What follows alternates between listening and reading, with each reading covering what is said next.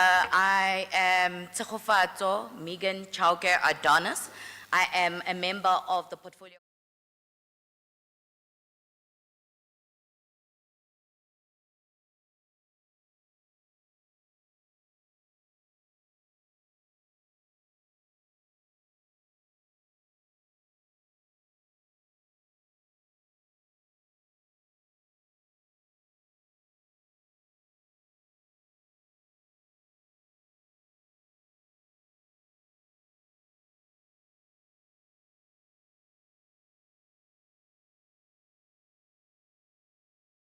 Stand in committee secretary. Thank you.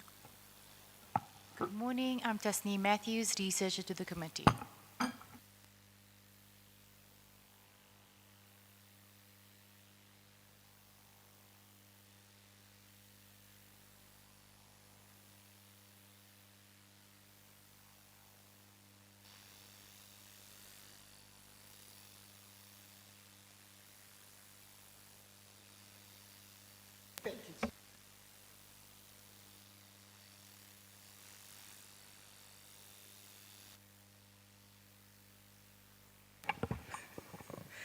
Good morning, honorable members. My name is Prabhashini Subrayan Naidu. I'm the deputy chairperson of the commission, a daughter of the soil of KZN who was deployed to the province for 3 years, now deployed to Gauteng. Thank you very much.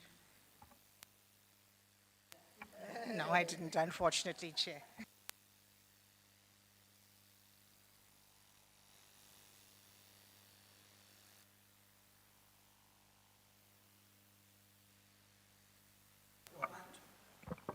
Okay, no, thanks, Chairperson of the Portfolio Committee. My name is Commissioner Bongani Ngomane. Thank you. Greetings. I am Commissioner Princess Eureka Mohane, deployed in the Mpumalanga province. Thank you.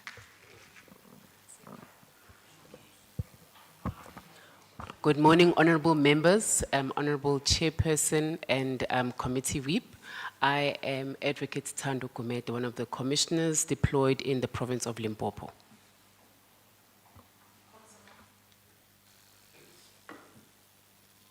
Good morning, honorable members. I am Commissioner Siham Samai, and I have been deployed to the Northern Cape.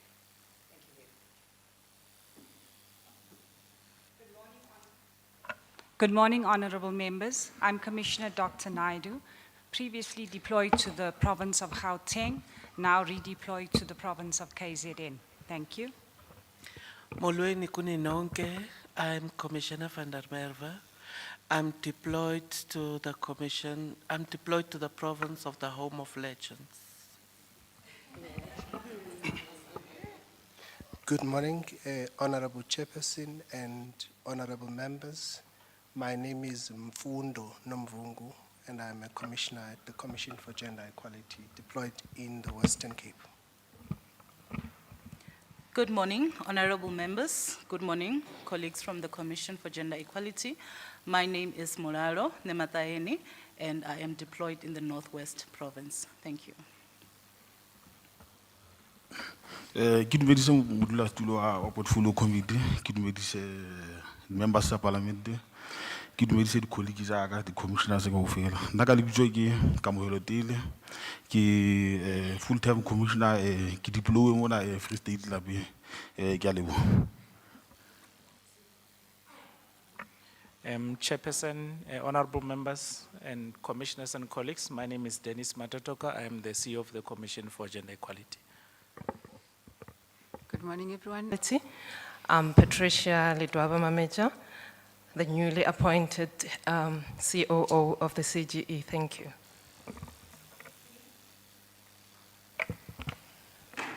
Good morning, honorable members, commissioners and colleagues. My name is Pili Sewe. You may call me Pili, and my surname is Gabella. I'm the head of Department for Public Education and Information. Thank you. Thank you. Good morning, honorable members. I'm Tsietsi Shuping. I'm the head of legal department for the commission. Thank you.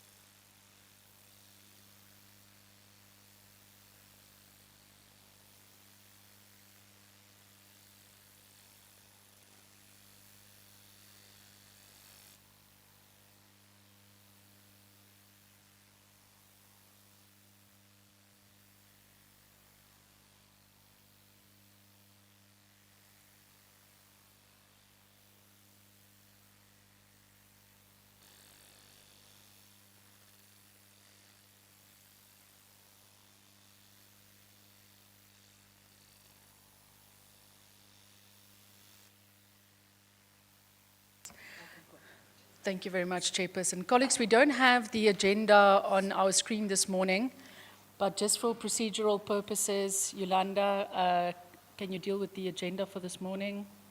And then we need to consider our apologies, and then we'll move to the presentation.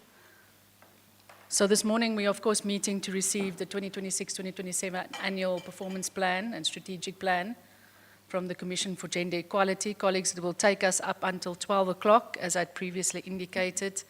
Thereafter, we will embark on our oversight visits to the offices of the CGE, as well as the offices of the NYDA. That is our agenda for this morning. So can I ask for a mover and a seconder, please? Yes, Honourable. Thank you very much, Chairperson. I therefore move for the adoption of the agenda. Thank you. Can I take a seconder? Thank you very much. I second the move of the agenda. Thank you very much, Honourable Pulwane. Ms. Silly, can you just quickly deal with our apologies? Yes, Chairperson, we received an apology from Honorable Mailola, who won't be able to make it today. Thank you, Chairperson. Okay. Any apologies from your side, Chair? Chair, we do not have any apologies because our full composition of commissioners and HODs are here. Thank you. Okay, I want us to move straight to the presentation. As I've already indicated, we warmly welcome all of you. It's a great honor for us to meet with you this morning. We understand the important mandate that the CGE carries, and therefore your annual performance plan should give effect to that mandate. It is our responsibility as a portfolio committee to walk this journey with you, and so it is important for us then to receive this morning your annual performance plan, your strategic plan. Honourable members will engage, make recommendations, and of course ask questions as we move along. In terms of timekeeping, Chairperson, I hope that you'll be able to do your presentation and all the documents that you want to table in about 45 minutes, which will leave enough time for us then to ask our questions, engage in discussions before we go for lunch and then come to your offices. Over to you, Chair. Much, Chairperson and honorable members. We actually are very excited to have this opportunity. As you have said, there's been quite a long time lapse before we could come back to present to you. And as a result, we overwhelmed you with paperwork because we not only started where the requirement was about this current APP, but we felt we would like to take this opportunity to bring you up to speed, even about previous work. So if you could bear with us there. I know, Yolanda, your gadgets must have blocked or something, because it was us just saying, we would like you to understand our work, we would like you to see how far we've come, and based on that, we overdid it somewhat, but it was part of us trying to say, we report to you, and therefore it's important that you understand what we do. Thank you very much. I'll call on the CEO. Thank you, Chairperson, and good morning once more to honorable members. It is the utmost opportunity for us as the CGE to be presenting the annual performance plan 2026-2027. But I felt, Chair and honorable members, before I go into that, we just finished our financial year 2025-2026, and it may be an opportunity for us to just share some of the highlights that we take out of 2025-2026 as we are going into the financial year 2026-2027. Honorable members, we have made serious strides in 2025-2026 as the Commission, and we are quite proud because we are of the view that we are gradually moving towards the direction where we are going to ultimately answer the impact question as the Commission for Gender Equality. Of course, we are still having challenges that we still have to address for us to improve areas that we feel that they need to be tightened. Chairperson and honorable members, in the financial year 2025-2026, we had the opportunity to go back to Dorangiza Hospital, where we have made recommendations around the neonatal wards.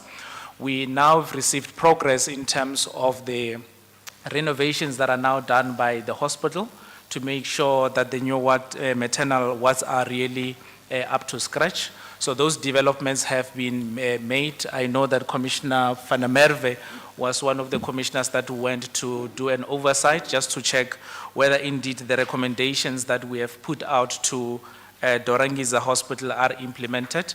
We have noticed that over and above the renovations that were made at the hospital, but there were also steps that were taken to make sure that there are social workers that are recruited, because we've highlighted the issues of shortages of social workers around the hospital as well. The part of the oversight that we did was to check again the roof leakage, which was causing serious health hazard. When we went to visit the hospital again, especially in the ward section, we were able to find that this was done. In fact, when the commissioner was there, the constructors were on site actually doing the actual work, which we were quite happy about, because we've raised it to say the best interest of the child ought to be of paramount importance, especially for mothers in public hospitals. So we were quite happy to see in 2025, 2026, the hospital taking steps towards implementing our recommendations accordingly. Are there still challenges at the hospital? Absolutely. And we will continuously engage with the MEC in that regard. Our last meeting took place last week, where we were asking progress in terms of other areas that we were observing on site. So we are quite happy thus far, Chair, that we are seeing a public institution moving towards implementation of the recommendations of the Commission. Chairperson, we've made a recommendation also to Sol Plaatje University, because if you go through the university before, there was no fence or that was there at the university, so it allowed victims to be susceptible to all forms of violence. And as a result, we've made a recommendation that they need to put security systems in place so that not everybody can easily walk into the premise. In 2026, one of the reports that we got was that indeed there is now a security fence that has been erected at Sol Plaatje University, which again, it was us now making sure that issues around gender-based violence is addressed at the university. But Chairperson, over and above the Northern Cape intervention that we have made, we have launched our report on the higher education, where we have requested the Department of Higher Education and Training to embark on serious awareness campaigns on sexual harassment.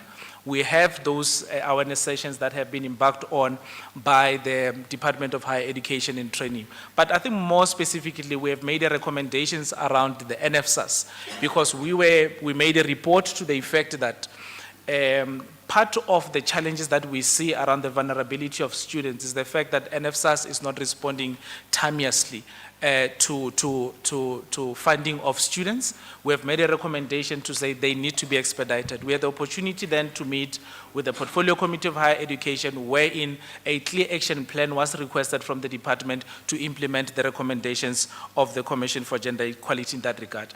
And you may have realized in the beginning of year, then there were a number of statements where NFSAS were now providing updates in terms of steps to be taken to make sure that they respond adequately to the needs and interests of students, especially those that are coming from vulnerable areas, and this we're quite happy to see. Chairperson, we had the opportunity to also make sure that we launch our gender terminology booklet, which was launched in Limpopo, catering languages, Chitsonga, Chivenda, and Swahili Sepedi, just to make sure that the gender terminology is understood across all cultures. This is a continuous project that we have, because we need to make sure that there is a broader understanding of gender equality in languages that people speak and understand, so that we avoid issues that are now brought before either the equality cause for unfair discrimination, amongst others. So there are languages or terminologies that are used often that you'll find that they're discriminatory. So we created this gender terminology, and we have launched it so that everybody is able to see where they can use relevant language for them to implement that. Chairperson, over and above that, we've met with the National Library South Africa, because as part of our determination to make sure that our work is extended across, we've come to an agreement with National Library South Africa that the research reports, legal research reports, are going to be placed at universities, at various libraries, digital systems, so that they are able to access variety of people. Because we want to make sure that gender equality is part of the discourse, whether in libraries or as well as society broadly. We have made strides also in terms of 2025, 2026, when we held the NSP investigation in KwaZulu-Natal, which has resulted in the first male shelter at eThekwini municipality, which we are quite happy to see because that was part of the recommendations that we put as the Commission for Gender Equality. But of late, I think about 2-3 weeks ago, there's also been a laboratory that is going to work now to cap the influx of DNA results that we often complain about, to say they are hindering access to justice because of the delays or the complications that are often happening. So we're quite happy to see KZN coming forward with this laboratory, most importantly. And part of the things that we've received also from the province was, again, the recruitment of social workers across the provinces, because that was another issue that we've raised in terms of our NSP investigation in KZN. Chair, we also tested the boundaries to say, let's go into sectors that we have never gone. We've done the ports and marine sector in KZN, just to understand what is the state of transformation there. We've engaged with government, we've engaged with the private sector, but that is one sector that we have not tested there. And what we were able to unearth again was the paucity of representation of marginalized groups at all equitable levels. So when we talk about persons with disability, when we talk about women in the maid, they are underrepresented in the sector. So we've started a process where we are going to ensure that we assist the sector to transform accordingly. But moreover, Chair, the issue of teenage pregnancy, it's a thorny issue. I've listened to you yesterday, Honorable Chairperson, when you said we're having sleepless nights because of teenage pregnancy. We have taken an opportunity as the CG to contribute to the KZN teenage pregnancy strategy so that we can deal with the curb of the failure by the departments to coordinate and deal with teenage pregnancy in KwaZulu-Natal, as well as in the Northern Cape. So we have said there must be that strategy where we will then be holding departments accountable in terms of the work that we are expecting them to do. Chairperson, we also intervened on several matters, which we felt that it's given the chance and the opportunity and the relevant budget, we can do more. We aspire, Chairperson, to be in a position where we can monitor most of these cases that are happening in courts, because we always see the challenges there. The recent one that we intervened was the State versus Buthelezi, wherein the decision to prosecute was not communicated. The docket was placed with no movement. The CG had to intervene at Palm Magistrate Court, where now the matter was reinstated. And the victim in this instance was an elderly person who was raped, and the decision was that we are not prosecuting. We have handed that docket directly through the chairperson to the NDPP when we met, Chair, if you may remember, at the CRL Rights Commission. We handed that docket. She was also appalled to see that there was nobody who has decided on why not to prosecute. The names were not there. We have intervened accordingly, and the matter was reinstated. As we speak, the accused person was found guilty because of the intervention that we have made. We also are saying, Chairperson, we considered issues around Basic Conditions of Employment Act. In 2025, 2026, you may have seen the Constitutional Court also confirming parts of Section 25 of the Basic Conditions of Employment Act to be unconstitutional to the extent that it did not allow parental leave to fathers. So those are the things that we were able to attend to. But we still have a long way to go, Chair, especially with higher education. We had a father recently who has expressed that their matter was not attended to by the your province Komgumete on Waterberg TVET College, wherein you had a member of staff who has assaulted his partner, and the TVET College said there's nothing that they can do about it. And if we're looking at protocols, the protocol says TVET colleges must intervene even in instances where the victim is not part of the staff members. We were able to intervene in that regard. We've called the Department of Higher Education. And what we were able to deduce again was that those that are tasked with implementing policies and taking decisions, they themselves have not been capacitated and equipped enough to deal with matters of this nature. And that is why we see some of these matters falling between the cracks because of that. Chairperson, I wanted to just share at the high level to say we are coming out of 2025 to 2026 with some milestones that we believe if we're to leverage on in 2026, 2027, and the years to come, we can make a greater impact as an institution. And then it comes to 2026, 2027, and the question is, what are we planning for 2026, 2027, and what are our key priorities? So we have noticed from the guiding document, Chair, that consideration was required for us to outline what government priorities have we made when we're crafting the 2026-2027 financial year plan, and to what extent have we also considered the state of the national address. And I think, Chair, as we discuss, I'll be able to link what we have done over and above that. But I think I omitted something, Chair. I'm sorry, this one I must because it talks to the accounting officer and management. In 2022-2023, our fruitless and wasteful expenditure was sitting at 1.4 million. I'm happy to say by the end of the financial year 2025-2026, we are sitting below 50,000, which says that we're doing well also in terms of managing our funds. We have also managed to deal with our irregular expenditures that are dating back to 1996, 2014, 2013, in the financial year 2025, 2026, and we have managed to write off CFO, I think about 19 million, which again is part of the quest of us to really get a clean audit, which is our desire as commissioners as well as management. Chairperson, when we are crafting the 2026-2027 plan, we have considered the SONA, the SDGs, particularly goal number 5, we've considered Agenda 2063, we've considered the NDP as well as the National Growth Plan of 2011. And I just want to go to the specifics so that I'm able to save time. And then part of our key priorities is strengthening legislative oversight and gender responsive, I'm struggling, I can't, is it this thing? Yeah. Okay. Yeah, it's coming. One of our strategic plans for 2026-2027 is the legislative oversight and gender responsive law reform. So there are two things that we have in mind currently, Chair and honorable members. The first one is the finalization of the wage bill.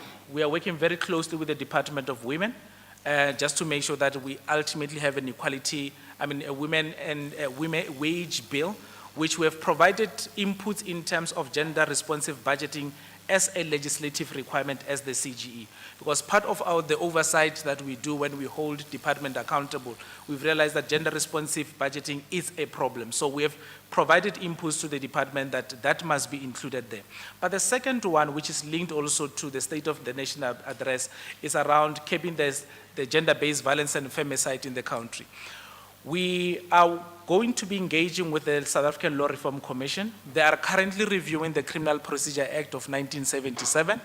They are in total reviewing 345 sections, which is going to align the current discourse around gender-based violence to be legislated accordingly. So the view of the Law Reform Commission is that the current Criminal Procedure Act, it is not victim-centric. It doesn't take into consideration the trauma that survivors go through. It is often about an accused person and the state. And we don't really hear how families are managing. We don't see how we can actually accommodate them. The discussion papers that they have issued, they're also dealing with bail application to say, what is the rationale of having bail? Is the rationale that we had in 1977 still the same as we should be having in 2025? So they've issued a multiple of discussion papers, and we had the opportunity to meet with them at secretariat level, where we have now identified an opportunity to participate in the discussion documents, but most importantly at public communication platforms, because we believe that if we were to really review the CPA in its totality, then Chair, half of the problems that we are currently having now around bail, around sloppy prosecution, around sentences that don't serve as a deterrence to would-be offenders would be addressed accordingly. So we believe that the review of the CPA in a big way, Chair, we are going to get it right. We are currently also looking at I think it was section 54, if I'm not mistaken, HOD legal, where it allows a perpetrator a defense if they believe that the person they were looking at was of a majority age. So if a girl child's body is looking like somebody who's 21, then you can essentially use that as a ground to say, I was misled.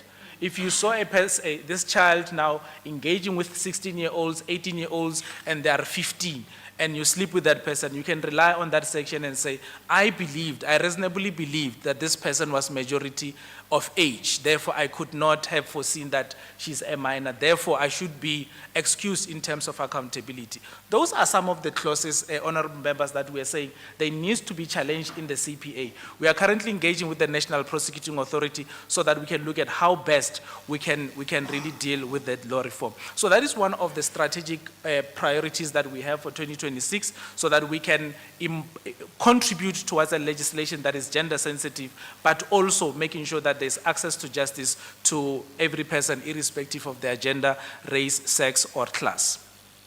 We will be, of course, be having a number of provincial investigations. I've spoken about higher education, promoting gender-responsive disaster management and climate governance. One of the interventions we made now, which will be following up in 2026, 2027, was the disaster management in KwaZulu-Natal. We have observed floods happening, and we have had the opportunity to call duty bearers in KZN to just explain what are the steps in place to really deal with disaster management, and how are they ensuring that vulnerable groups are catered for, whether from a shelter perspective, from alerts perspective, what is it that they're doing in that regard. We will be doing a follow-up study in terms of 2026, 2027 to check how far they've gone in terms of implementing the recommendations, because climate justice is one of the focus areas that we have in our strat plan, that is the basis why we decided to do that investigation. And then addressing teenage pregnancy and violence in school will be one of the areas that we are focusing on. Already we have laid fertile ground in terms of our work, both in Northern Cape as well as Limpopo, where we have looked into sexual violence in schools, but also teenage pregnancy in the Northern Cape. We'll be looking into those studies also in 2026, 2027, and assess how far the duty bearers have gone in terms of implementing that. Chair, we also have access to justice, so we'll be coming through it in terms of complaints handling. I will admit, Chair, there are areas that we must improve as the Commission in terms of complaints handling. One of the things you'll see in the slides is the need for us to have a case management system. Because with the case management system, we will be able to track how cases are being attended to by the Commission, and are we responding timeously, and is the manner in which we are closing satisfactory and ensuring access to justice. But at the current moment, we are relying on our manual systems to try to deal with those issues. We will continue to monitor our international and regional instruments. In 2026, 2027, will be at No Maputo Protocol will be one of those that will be checking how the state is doing in terms of compliance. We will also be introducing the trends report because we also want to just get a sense of what are the trends in provinces in as far as gender equality is concerned. So we'll develop a new trends report, which we hope it will be insightful around the work that we do in provinces. But most importantly, Chair, all the work that we are going to be doing in 2026, 2027, we have had the committee to say, how impactful is the work and how impactful will your work be? So we've resolved that by the financial year 2026-2027, we will have an impact report, which we will share with the committee for us to demonstrate what we are doing over and above to make sure that there's impact. Over and above that, we have started a process internally to have the impact measurement policy, so that internally we are aligned in terms of what amounts to impact, so that when we understand it fully from an internal perspective, it becomes easier for us to also persuade you to see impact from our perspective as well. So we have that performance measurement policy that we are introducing to really deal with the impact question. We are planning to do 22 submissions on legislative reform. As I've indicated, the Law Reform Commission has indicated 345 sections to be reviewed, and we hope we'll be able to participate in that. We also plan to have strategic engagements with the public as well as the private sector to advance gender equality. This will be informed by existing reports that we have developed, which we want duty bearers at the highest level of ministers to really help us there. And there, Chair, I will take the opportunity to say one of the focus areas here is to look at transformation within the legislature. And that will include provincial legislatures and the National Assembly. And I presented this to my commissioners, and I said it's important that we do that, because we've engaged the judiciary. We know what is the state of transformation in the judiciary. We know the state of transformation in the private sector. We know the state of transformation in government. But we have not really tested what is the state of transformation within the legislature. And we must do so because, Chair, we had an opportunity to have an interprovincial engagement where the staff of different provincial legislatures, including the National Assembly, have raised a number of issues in terms of policies, in terms of transformation, which they've said, CGE, this is an opportunity for you also to come and educate this sector so that we are able to be aligned. So we will be writing to you, Chair, to say, when we start those investigations in the provincial legislatures and the National Assembly, we are hoping to have your support, because there are gender issues that vulnerable groups have raised at the workplace to say, we seem to have been forgotten by the CGE, yet we are in the legislature. So that is some of the things that we'll be focusing on in terms of our provincial investigation. We've agreed that we'll stick to 500 complaints and inquiries finalized, because we've realized that we are unable to control the number of people who come in to report to the commission. So if you put a high number, you cannot tell if you are going to get 100 people to come and report cases. So the baseline that we've agreed is 500, which will keep in the financial year 2026-2027, and we will play it by ear, and then we will review in 2027-2028 financial year. In terms of the gender mainstreaming session, our target remains 80. You may remember here that we are focusing on specific sectors. Our approach is to educate different sectors, and what we have loved here, which we view as a form of impact, is that now you have stakeholders that are coming to us and say, help us with gender mainstreaming. It says one thing first for us. It says the information that you are sharing with your stakeholders is credible. Two, they are finding value as departments, as private sector, in terms of gender mainstreaming, because it enables them to deal with issues as and when they arise because of complaints or grievances and processes that are not clear. So the gender mainstreaming process has proved to us that it's quite successful by virtue of the number of invitations we are getting from the public as well as the private sector. But moreover, we felt, Chair, let's develop a gender audit tool that the departments and the private sector will do self-assessment. They will do self-assessment around their policies and practices to establish the extent to which gender equality is embedded in their processes. And we believe that gender audit tool, Chair, is being quite helpful for those that were not able to get our immediate attention because of lack of capacity. We've agreed that we are going to do 121 public education and information outreach initiatives for the financial year, and 83 CGE radio education initiatives. And one of the things that we have seen over is that the requests we get to do radio interviews, some local radio platforms, they invite us and say, you are not going to pay. We just need you at our platforms to discuss issues pertaining to gender equality. And we see this as a positive indicator that the message that we are sharing in terms of outcome 2 is relevant. It resonates with most of our constituencies. These are vulnerable groups, and they want the messages even at community level radio stations. So these radio stations, they say, do come, and we are not even paying for that. So it talks about the relevance of our work and how communities are generally receiving our message. We have targeted 47 gender and development programs, where we have a program called Training of the Trainer. This is where now we are targeting specific designated persons within departments where we are the one now teaching them so that they are able to teach themselves, but most importantly, teach the departments around the areas that we are raising from a gender equality perspective.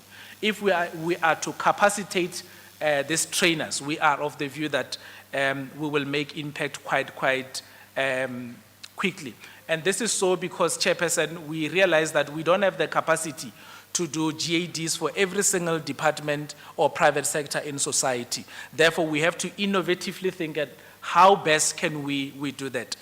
There are discussions we are also having internally about gender champions. We were saying that whilst internally we may have to finalize that process, but we were able to recommend to some of the institutions to have gender champions. We know some universities that have taken that opportunity to have gender champions as well as the private sector. In terms of the... CEO, sorry. I don't want to disrupt you, but just remember that you've still got many slides and you've still got to speak to your finances, and we still have to have the ARC report. So just as much as we're enjoying all the information, I'm sure members have had time to go through all the reports. So please just highlight the salient points. Thank you. Thank you, Chairperson. What I can just mention, perhaps what is critical, is on slide number 26. Firstly, we are saying in 2026, we are intending to embark on litigation to deal with Naidu versus Naidu on the recognition of Hindu marriages. So we'll be embarking on that litigation. We'll also be embarking on GBV in Kopanong mine, where women are stripped naked. We will be challenging parts of the Mining Act that allows mines to embark on such procedure, because we believe that it is degrading of women and their bodily integrity. Chair, I would like to also just say there are discussions that we are going to finalize with commissioners now around possible areas. The Secretariat has tabled with me that an area around child poverty, early child development, gender migration, men's mental health, period poverty, elections report, and gender and disability should be some of the focus areas that we are focusing on. We have just met yesterday to say we'll have a special sitting to reflect on these proposals and see how best we can make sure that we embark on that. Climate change and gendered corruption is one of the areas that we'll be focusing on in the financial year. GBV index is also an area that we will be looking at. Chairperson, there were questions that were posed to us in the last sitting around the BRR to say, in terms of our work in the Mpumalanga, Eastern Cape, as well as KZN, are we intending to roll out this in other provinces? It is our desire, Chair, it is really our desire to make sure that all the programs that we are introducing are implemented in all the programs, in all the provinces. However, due to budgetary constraints, we are unable to do that. We are also having pressure on emerging issues that are now coming that say, CGE, how can you best guide the country, especially on issues around gendered corruption? It now allows us to focus on these other areas, but the work that we have done, we've given this to the duty bearers and say implement, and we are constantly monitoring what we are doing, what they are doing in terms of the feedback.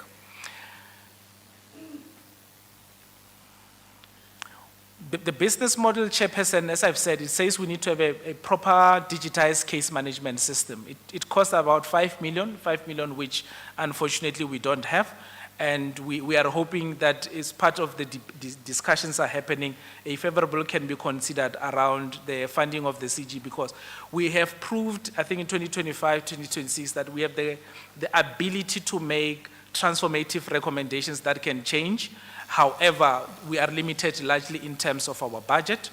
Chair, we have shared, I'll skip this slide because it talks about the nature of cases that we've dealt with in the financial year, but gender discrimination, GBVF, maintenance, education, healthcare, and emerging issues is what we have dealt with.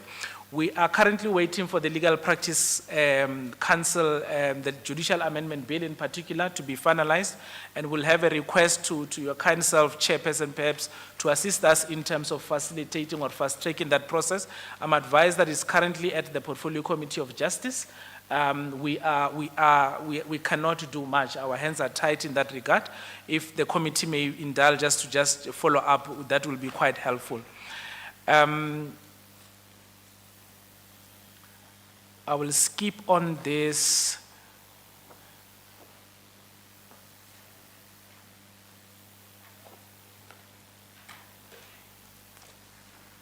One of our concerns, Chair, is on slide 55. The reality, and the sad reality, is we constantly lose staff as the Commission for Gender Equality, staff that we invest a lot of skills in, and they contribute monumentally to the Commission.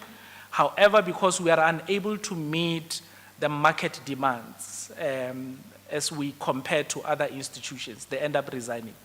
I know 2025, 2026 has been a painful year where we've lost, even in other years, we've lost incredible staff members because we are unable to meet the salary expectations. And rightfully so, because the cost of living is high. Unfortunately, as I always say to them, it's very difficult for me to commit because we are working with the budget that we are giving. But we lose very important staff members, and I believe we'll continue to lose some because they've raised frustrations with me directly to say, but CO, we are being underpaid compared to what they are seeing in other organizations. We have done the job evaluation report. Just to really diagnose the problem. And the job evaluation report came back and it confirmed that we are not paying according to the DPSA standards. We should, certain levels in the organization from level 5 all the way, they should be increased because it's not aligned. So we are pleading to the committee to hear our cry, to say the commission is as good as the team it has.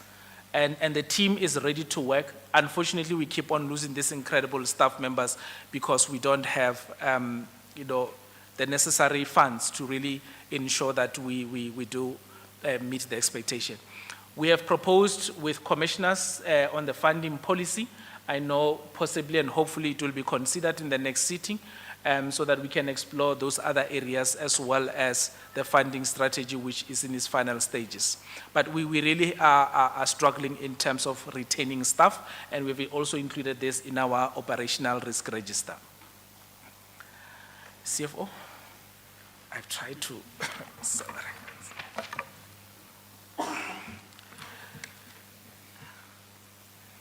Thank you, CEO. I'll take you through the finance part of it right away. Thank you. Looking at the issues as described on the table of content, the cost containment measures that we've put in place to make sure that we live within our means. Firstly, we use internal boardrooms at times. At times, they don't have enough space to accommodate many people. Then we even request for space, either it's CRL, just to make sure that we use their boardroom because it's bigger, and other government institutions. We also collaborate with other like-minded institutions when we do our outreach activities, just so that we can share costs. We also use virtual platforms. However, they are not effective when you go to the rural areas. As you know, that they don't have internet throughout the village and the likes. You need to converge in halls and all that. And we also make sure that we book way in early to make sure that we pay cheaper flight cost, but in other instances we are not able to do so. This is our budget as approved end of March. Looking at the 2026-2027, our total budget is now 811 million. However, it increased drastically as you look at it compared to the 92 to the 97 million of the previous financial year, mainly because of the office accommodation that we were able to get the budget development process approved by DPW as well as National Treasury. Now the money is coming to us and we now implemented the office accommodation. We're getting it on our own. Currently, we managed to get about 5 office spaces, and the rest we will be dealing with them as their lease is expiring. But as per strategic outcomes, strategic outcome 1 is getting a 27%, which equates to 30 million. Strategic outcome 2, getting 39 million, which equates to 35%. Strategic outcome 3 takes about 9.1 million, which is 8.2%, with the strategic outcome 4, which is support services, 32 million, which equates to 29%. This is our budget as per programs or segments, per province, as well as departments and units. It adds up to the 111 million in the respective outer years.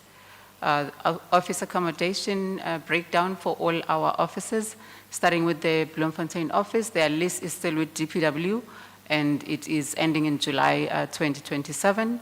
We will start the procurement process in early 2027. The annual budget is 592,000 as inherited from the budget development process.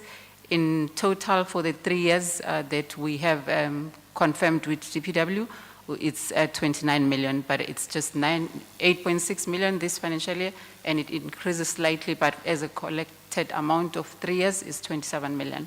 Cape Town office, currently there is no lease. We are in a process of doing office partitioning, and they will be occupying the office in the 1st of June, which is practically a month and a week to go. The annual budget is 588,000. Durban office, they also don't have a lease. We are also in a process of doing office partitioning now because the awards were, the tender processes were finalized and awards were also issued. They will be occupying on the 1st of July. Kimberley office, we are on the month-to-month contract. We did the first round of procurement processes. It was unsuccessful, so we're redoing it now. Their total budget for the year is 926,000. Mabato office, we have finalized the procurement processes, and fortunately they are not moving offices, so we're just starting a new lease which will start on the 1st of June. They will be renovating the place because it's old and not looking good. However, the budget is 275,000. Nelspruit office, no contract or lease in place currently. We also recently awarded. They'll be moving in on the 1st of July. Their budget is 807,000. Polokwane office, we did the bid process twice. We could not get any tenders that were submitted. We just need to revisit our strategy as we speak now. It's going to BSC again to try and reach a bigger port to be able to get any tenders the third time around. We're doing it this time around. East London, we're starting a procurement process because their lease is ending in June this year. With Pretoria, their lease is ending on in July this year, and their budget is 763,000 and 818,000 respectively. The Joburg office, we have awarded this bid because the office space at head office is a bit bigger. We were given the estimated occupation date of the 3rd of August. We'll just be moving closer to our office. It's no longer Braamfontein, but it's Parktown, and they are busy with office preparation at this point in time, and the budget is 2.9 million, in total 8.6. Cost of employment summary for all departments and segments or programs in the institution, starting with the commissioners sitting at 12.6 and followed by legal at 10.5 and the rest as follows, but our total budget for this financial year is sitting at 72.4 million, but this is just the cost of employment. And looking at outer years, you'll see it's slightly increasing. We were fortunate that the approved increase for this year was 4%, whereas we have made a provision of 4% due to our limited resources, so we are covered. Consultants usage, these are the companies that we have contracts with at this point in time, assisting us with capacity areas where we cannot do. UP is assisting us with the gender and development manuals that they are developing for us. They are almost done, and at a cost of 932,000. Novus, communications-wise, they're doing the media monitoring services for us at 107,000. Commuter FM is assisting us with the provisioning of radio slots at 993,000. Pure Brown is assisting us with the development of the newsletter for a period of 12 months that we do consolidate with on our activities that we do from time to time at 189,000. Innovo, they assisting IT with the access points installation and at a cost of 158,000. Research is assisted by University of Pretoria with the compilation of the UPR report at 878,000. Machaka Consulting also assisting research with the compilation of the digital gender transformation report at a cost of 840,000. Eben Bruce assisting us with the production of TV episodes, about 16 of them, and the provision of airtime at a cost of 412,000. All the skills transfer related issues are covered on the SLA, but the HODs can assist when there's specific information needed on that one. International trips that we requested that we provide this committee for the 2023-2024. We had 4 international trips that were undertaken at that point in time. First one being Tanzania. It had a delegation of 2 former deputy chairperson and her reasonable accommodation PA at that time. The trip was funded by a certain institution. We only paid the per diem of about 15,000 each. And the Nigeria trip that was undertaken by the chairperson, the event was about women in government, and it was also funded. And there was a Singapore trip. It was about SA Focus Week. It was also attended by the chairperson. And the last one being the New York trip, which is CSW, the annual one. It had 4 delegates, which was the chairperson, the CEO, HOD legal, as well as the 1 researcher. Thank you.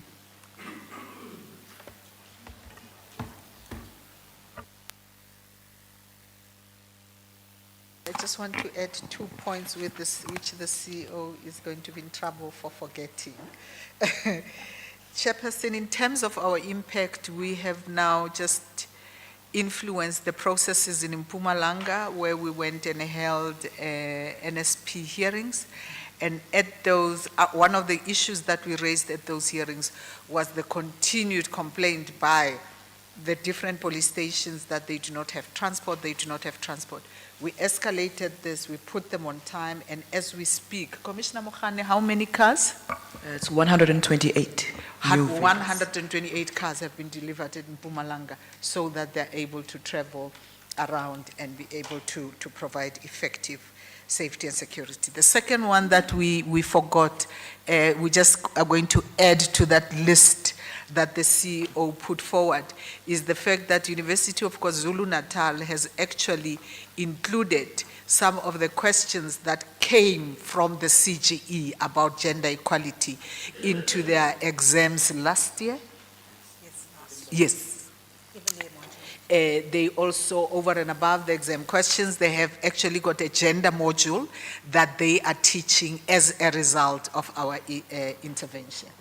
Lastly, Chairperson and honorable members, we have been able so far to meet with various portfolio committees. So far we've met with 6. We are left with about, we have just finalized the date yesterday for Department of Transport. We will be meeting with a lot of them. This was specifically to circumvent the delay that is now in Parliament for us to have a law clinic and be able to fully litigate. So we've been going to portfolio committees and say, your area or the department that reports to you, this is the situation. So we've done 6 already. And based on that, the Department of Higher Education has actually started a campaign of sexual harassment in higher education institutions. We've been to Solplaki with them. We launched it first with key stakeholders, and there was buy-in from all of them, and the minister at that time allocated Deputy Minister Gondwe to be the person who runs with it. Afterwards, we went to Sol Plaatje, where Sol Plaatje adopted the recommendations that we made about how to make their campus safe and how to curb sexual harassment. We then went to University of KwaZulu-Natal, the same thing happened, and now we have left it to them because they are the ones who are supposed to ensure that whatever our recommendations are, they run with them and implement rather than us holding their hand. So it is in place.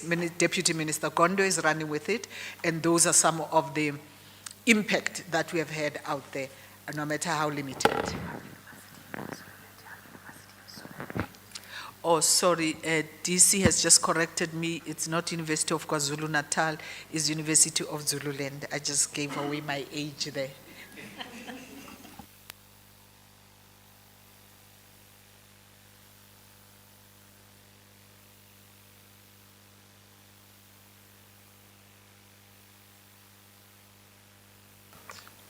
Chair, they did submit a presentation, but I'm not sure, I don't see them here. Oh, he's here. Oh, yes, yes.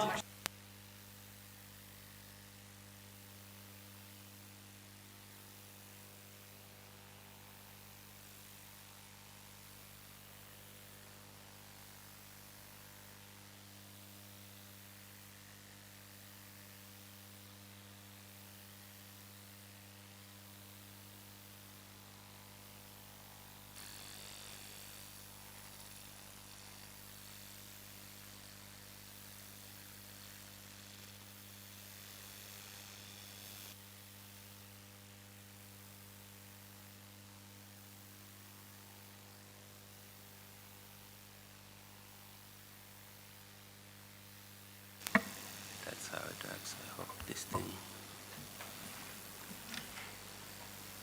We're good to go.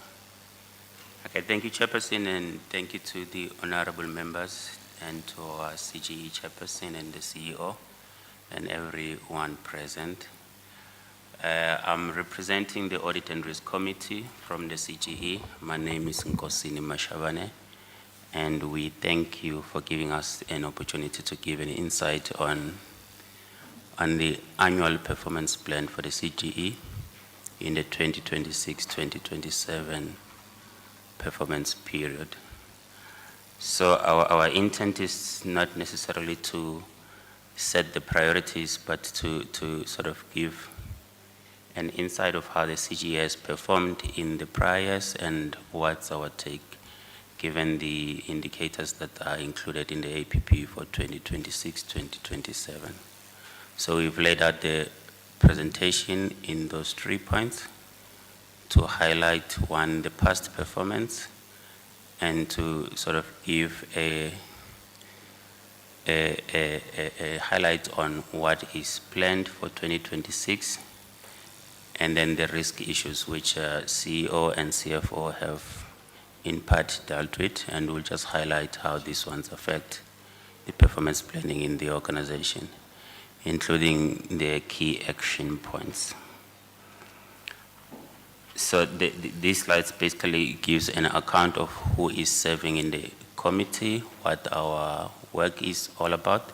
It does include rendering oversight on performance planning, performance reporting and monitoring, which is basically the core of our meeting today. And we meet occasionally with set meetings for our ordinary meetings, which are held for each quarter in the performance year. We also, from time to time, have special meetings to deal with the reporting on financial statements, which are submitted for audit to the Auditor General. So this, in brief, is the work of the committee and the composition thereof.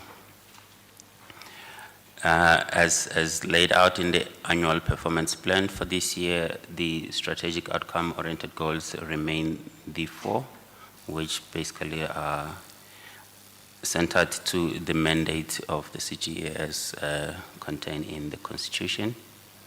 there hasn't been any changes compared to the prior year. The results from last year across all the four performance, this was in 2024-2025, on the four outcomes as reported, then as follows, being in outcome 1, there was an achievement of 3 versus 1. And the matter around ensuring compliance with the case handling manual remains an issue. I think CEO has indicated the need to have an automated system to assist in that regard. Also on outcome 4, there was an underperformance on one indicator that led to that 9/10.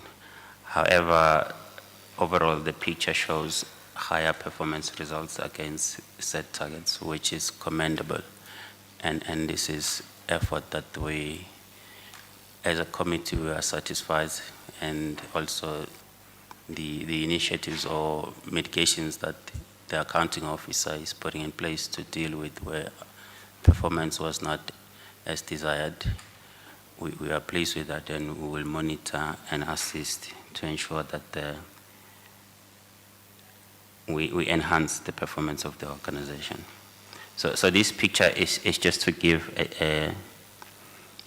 an insight as to how the organization have dealt in 2024-2025, and the next slides give an insight of how the organizations have tracked performance against set targets in 2025-2026, this being the period that will be subject to audit in this audit cycle. And once concluded, we will have audited results. But given that which we have monitored so far, this is basically the results that we have recorded. So on outcome 2 and outcome 3, the performance it's normally at higher rates, close to 100% year in, year out, and it's commendable.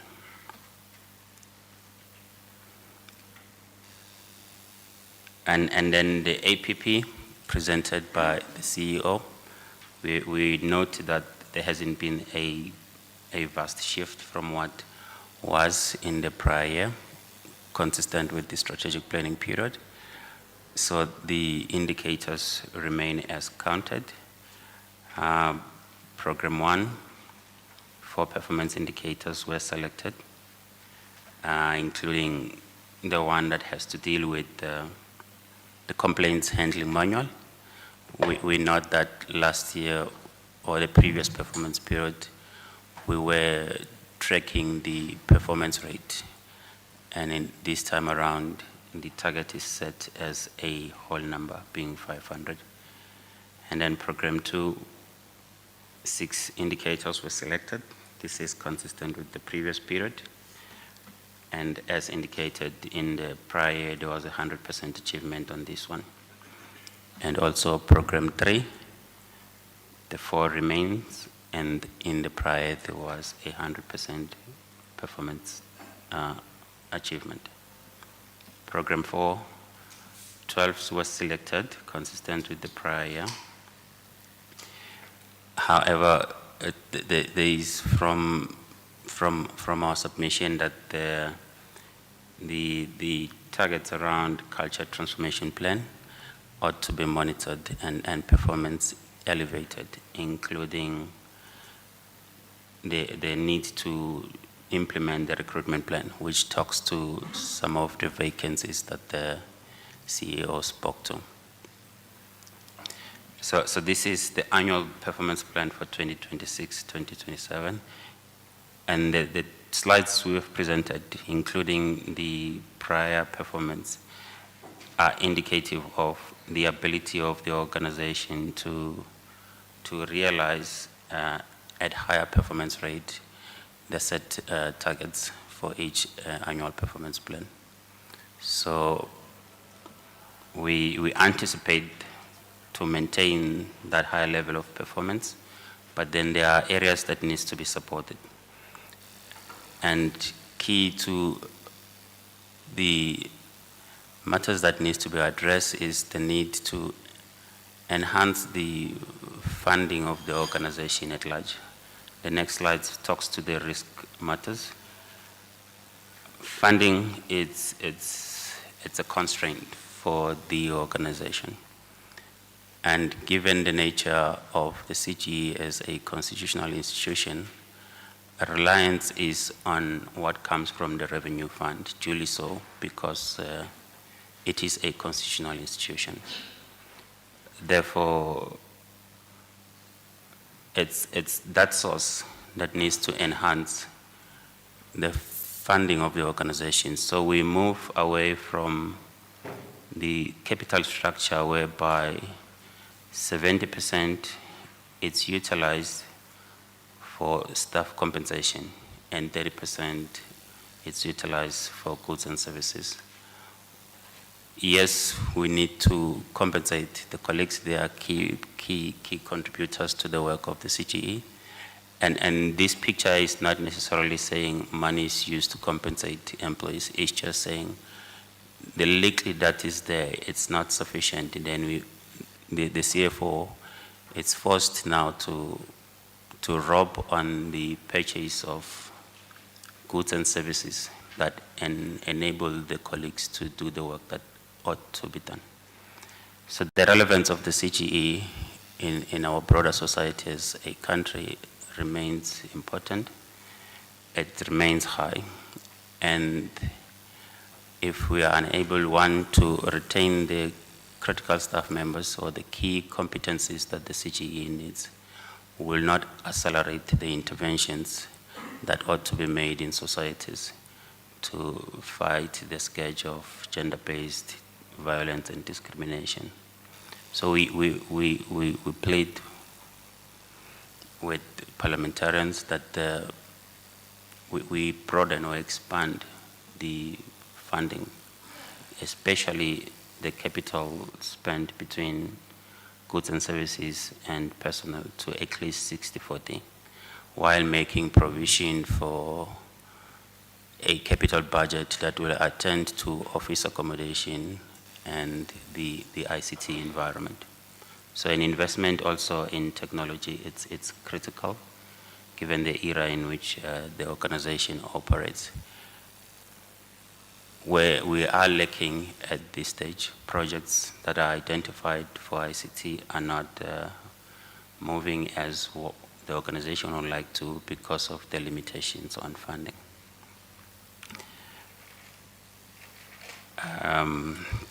Key action items, what we are submitting or recommending as a committee, one is to improve the fundraising strategies, noting the nature of the CGE as a constitutional institution, which is established to protect, one, the integrity of our democracy and also to protect sovereignty.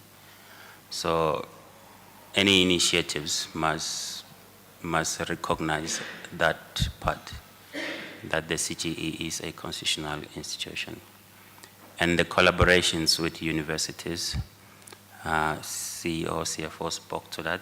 They need to, partner with like-minded institutions for resources, facilities, so that the work continues even under the constraints that are there.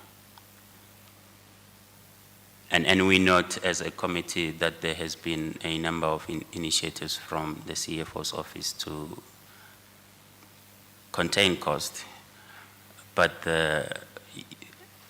contain cost cannot be the only strategy to finance the increasing demand that are there. The revenue base will have to also increase so we are able to attend to the many demands that the organization is facing from now and then. So these are the 5 basically action items we are putting forward, or we have put forward to the accounting officer, and we bring to your attention as a portfolio committee that ought to be ought to be attended to. And Chair, that was my brief presentation. I thank you. Thank you so much. We really appreciate the presentations. And we are 5 minutes before 11 o'clock, so we kept time very well. So that allows us enough time to interact. Honourable members, I want to see which side do you want me to start? So Chairperson, what we did yesterday as well, we'll take one round of questions, allow you to answer so that we don't overload you with questions, and then we'll take a second round. Doc, I know you are double parked. No, I won't start with you if you want me to start at the back. But maybe just I want to say that, firstly, we appreciate the presentations, of course. We thank you very much for those. I think the first comment that I would want to make is I was quite disappointed by the Constitutional Court ruling in terms of the binding effect of the South African Human Rights Commission decisions, because we as a portfolio committee had long held that we also want to see that your decisions become binding. Because at the end of the day, you do the work, you put forward the recommendations, and then they can just be disregarded. And so we had really looked at this case quite keenly, hoping that there would be a positive outcome, which then, of course, also would be able to strengthen your hand. And so that outcome was quite disappointing. In terms of accessibility, we've got a big, you know, we keep on talking about the issue of a CGE that's visible and accessible to the public. And so I think the mention of your new office space in Durban as of 1 July, I think I saw correctly that you'll be going into a new space, and I think that is really a positive development. Maybe you can just indicate where that office will be, because we went and visited your offices in KZN in Durban, and they were not in a good condition. I was just waiting for the wall to fall on our heads, or at least the ceiling or something, because it was just not a good office. But more than that, it was not accessible to the public. So maybe if you can just tell us where your new offices in Durban are, or in KZN. And then the 10 offices that you've got, you pay about 8 million rand in rent. Again, I want to know how accessible. Have you looked at some of your office space? I see that you'll be going into a new head office. How accessible are your offices in general? Do you have an indication for us per province, how many feet do you get through the door? In other words, I know in Durban at one stage we were informed that you only get about 2 visitors because of the location. So maybe just an indication, how busy are your offices? How accessible are they in general? Chair, you spoke about the Legal Practice Council and the Judicial Matters Amendment Bill. We've got a member of the Justice Portfolio Committee there. But I think it's really taking too long for this matter to be resolved. And I heard you saying that you've engaged with the Justice Portfolio Committee and other portfolio committees. But what is the response that they are giving you? Because this is core to your mandate. You need to be able to render these legal services. So how do we assist as a portfolio committee? But also, what is the feedback? Because the bill was published for comments more than a year ago. So why is it taking so long? If you can just give us an indication. CEO, you spoke about the NSP and social workers, and that is something that is very close to my heart. And the fact that you are actually, you spoke about absorption of social workers in KZN, the recommendation that you made. But please, I want to encourage the CGE, let's look broader at the issue of social workers. Between 6,000 and 8,000 social workers trained by the state are sitting at home.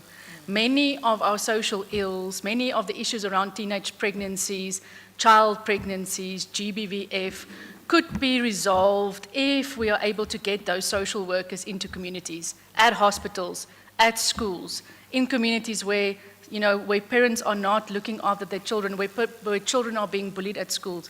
So can we look as a CGE, as just a plea from my side, let's see what more work can we do around lobbying for social workers. Your unfunded business model, I think the issue around the case management system is very important. And then we go back to your unfunded business model. You don't have enough money for that 5 million for the case management system. Now, what strategies do you have in place to source additional revenue streams? I know it was a discussion we had previously because for all intents and purposes, you can't really fundraise because you're a Chapter 9 and we don't want to blur those lines, but maybe just an indication there. And then lastly, before I hand to my colleagues, there was a mention somewhere about, and you've raised it before, tension between commissioners and staff. It was a mention, and we just want you to unpack it and tell us what mitigating strategies are you putting in place to resolve it. Because at the end of the day, a healthy CGE requires a healthy working relationship between board members, between staff, and there was also a mention of abuse of CGE funds for personal projects or gain. I just wanted to clarity in that regard, because of course, you will not be able to move forward as a commission if you don't all get along or work well together. So maybe just an indication in that regard. I'm going to start with you, Doc. I'm going to come up this row, and then go, or you want, Honourable Mbiko, you want to be second? Okay, I'll do a zigzag. So you will be the first 5, and then we'll do 5. Over to you, Doc. Thank you, Chair, and thank you for the presentations. My first question is, I'm battling to know who you are. Are you an intervention structure? Are you a policy structure? Where do you fit? If you are the place to send complaints, I could make sure that you have 10,000 by tomorrow. How are you going to resolve them? Do you have a policy where you set your target in terms of number of complaints? Should it be a target of resolution of complaints rather than number of complaints? Because you don't control the numbers of complaints that come to you. But what you can control is how many you resolve in what time, et cetera, et cetera. So just in terms of target setting, what targets do you set for yourself? How do you turn your interventions into policy? If you have an intervention at a university about a female hostel and offense, how does it find itself into a policy framework in terms of accommodation, secure accommodation for females, so that it can be implemented across the board? Or are you waiting for another rape to occur and an incident to occur at an institution and you get there? So how do you move from incidents that you've witnessed to policy making that then becomes generic? So that it's not, oh, we've intervened in this university, we are now in Zululand. It becomes, how do you interact at the top so that it's a policy, and how do you ensure that your job of oversight then becomes that issue of things being implemented and you are oversight rather than on the ground? Separating the interventions from fact-finding. How do you turn that into research collaboration, so that it's now evidence-based lawmaking? It leads to evidence lawmaking. So for me, there are those issues that I found missing. NSFAS intervention, how does that translate into policy?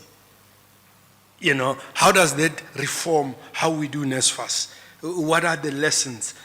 So for me, matters that are not being prosecuted, how do you effect it into policy? Because there are plenty all over.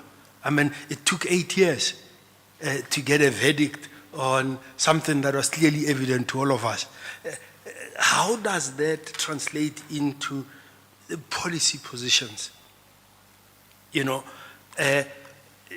are some matters where, are they matters of inequality or are they matters of inefficiency? Is there a clear separation that you're dealing with an inequality or you're dealing with something that is an inefficient way of dealing with staff, where equality is not necessarily the issue? Now, there's something that is coming up, and I'd like to hear from you. I mean, you go to international meetings, the issue of gender and degendering that is happening politically, where you now can't refer to gender, you can't refer to inequality, you can't have equity programs. Where is the commission in terms of that? What advice are you giving to us as lawmakers in terms of how we deal with that aspect? Proactiveness. When you talk about LGBTQI community and people that don't want to be gendered, and you are a gender commission, where are you with that? How do we deal in that space? How do you engage, and how do we ensure that all human beings are accounted for? If I say I'm neither male nor female, how do you deal with me and my issues? So just a question about of being proactive. You spoke about the challenge of degrading treatment of females with strip searches at mining. How does that affect into a policy that becomes something that is done across all mines? If there's a need to do body searches for security reasons, is there a humane way of doing it? Do you create a protocol, just like has been created with protocols on torture, etc., etc.? Does it affect your protocol? Because when I look at your constitutional mandate, you should be at the top rather than hovering on the ground. How do you ensure that you stay on top and we hold you accountable in terms of being on top rather than hovering on the ground? You are a data-intensive institution, so we need to see a policy where in terms of research, what is your plan? How do you leverage relationships with academic institutions? You can never have enough money to employ researchers. But so what are your plans of collaboration with the institutions where the people lie, where you create the subjects for research, and then you collaborate with partners? You are data intensive. Everybody complains about not enough resources, losing skills, not enough bodies. Where's your policy in terms of using technology? Where's your policy in terms of AI? The things that you do are data heavy. Do you incorporate AI? Are you going to change your HR composition to say, instead of 97 posts, we can have 80 AI-enabled positions, and then we can go into DBSA payment framework within the budget that we have. So for me, those are the things that I hope will also will come out. So that at the end of the day, we're able to know what your role is, what your position is in society, and how do we hold you accountable. And we have agreements up front, so we're not arguing about what you have or haven't done, because we know what is it that we expect from you, and what are the metrics that we're going to use to hold you accountable to that. So that we work on a cooperative basis. So when you have needs, you can speak to us about your needs, and we can go and be your agents to speak in Parliament to the resources that are needed. That's all from me now, Chair. Thank you very much, Doc. we're gonna, Honorable Pulwane, we're gonna do a zigzag, so it will be Honorable Mbiko and then Honorable Pulwane. Honorable Mbiko. Thank you very much. Thank you very much, Chair. Looking at the key priorities of the CGE for 2026-2027, I'm a little bit concerned because I've noticed that there is outreach weakness, that's how I will call it, regarding the limited engagement with rural women and also the traditional leadership.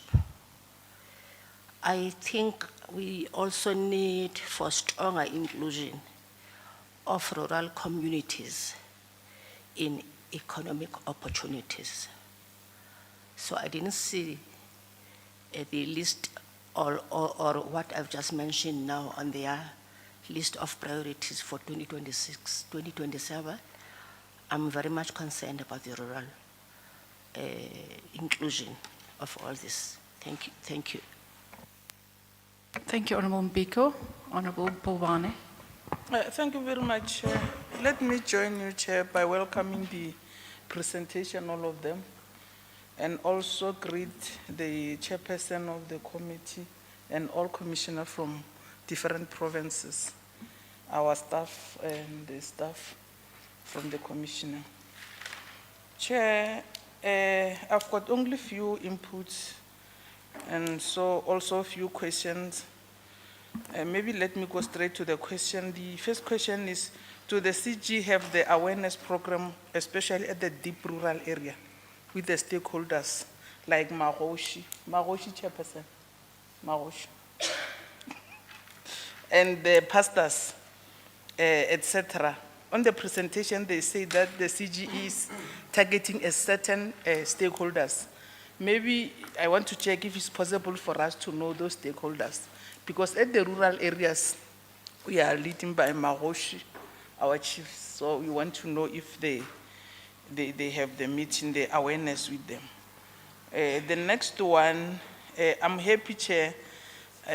I'm partially covered by you on the issue of social workers. I'm happy to hear that the challenge of social workers is solved. I just want to check if it's all the provinces, especially Eastern Cape, KZN, and Limpopo. I know the crisis of social workers there. If all the provinces is solved, I'm happy. Maybe the last one, I see the target that are not achieved. Maybe let me check if those targets that are not achieved, do you have the reason for not achieving those targets? Maybe we can intervene like MP Honorable Letlapa says that we can assist if possible. I want to know the reason of not achieve those targets. That's my last question, Chair. Thanks very much. Thank you very much, Honorable Pulwane. Bungane. Thank you very much, Chairperson. We appreciate the presentation from CGE. Hopefully next time, sorry, they will invite us when they are doing this oversight so that we can see ourselves what is happening outside there.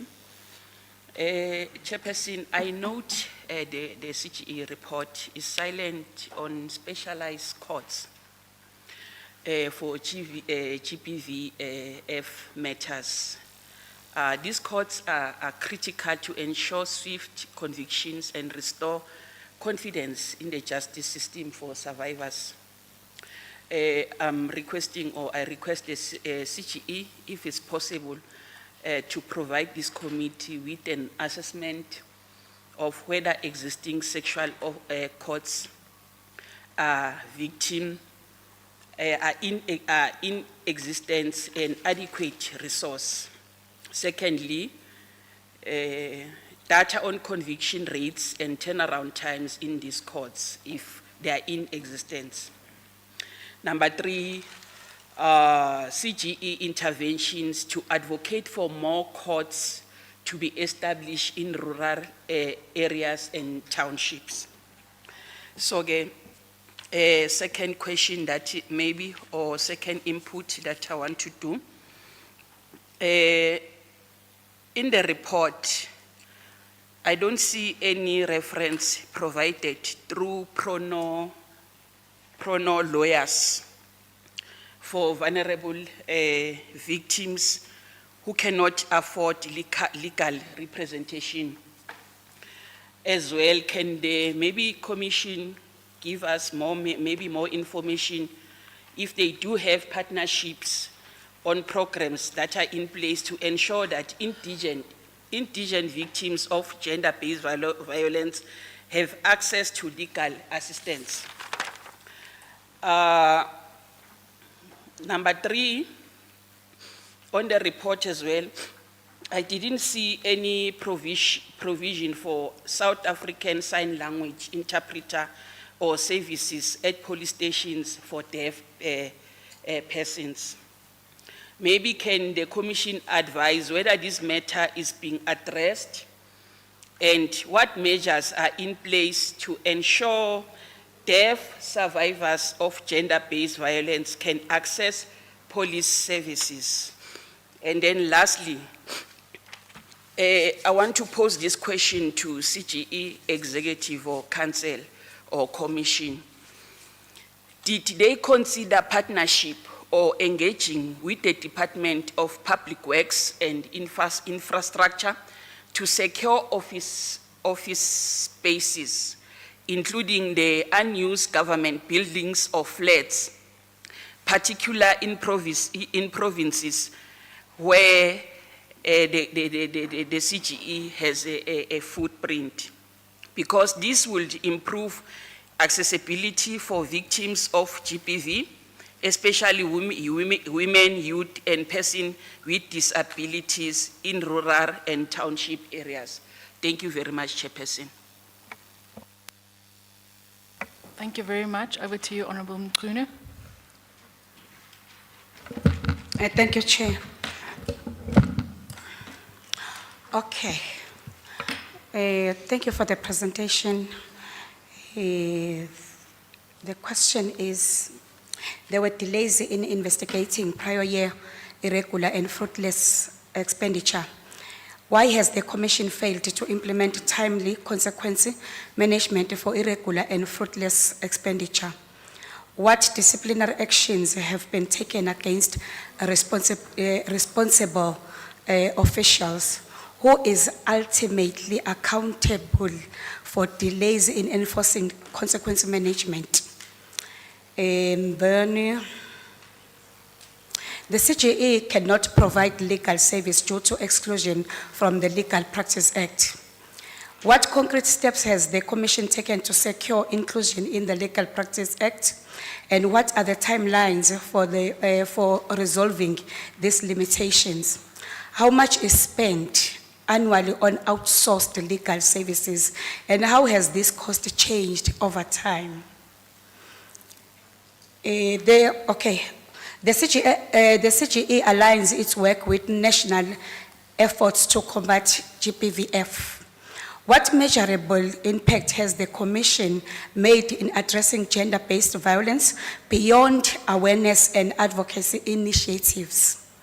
How many GBVF-related cases have been reported, investigated, successfully resolved? How does the Commission coordinate with other institutions to avoid duplications, improve outcome?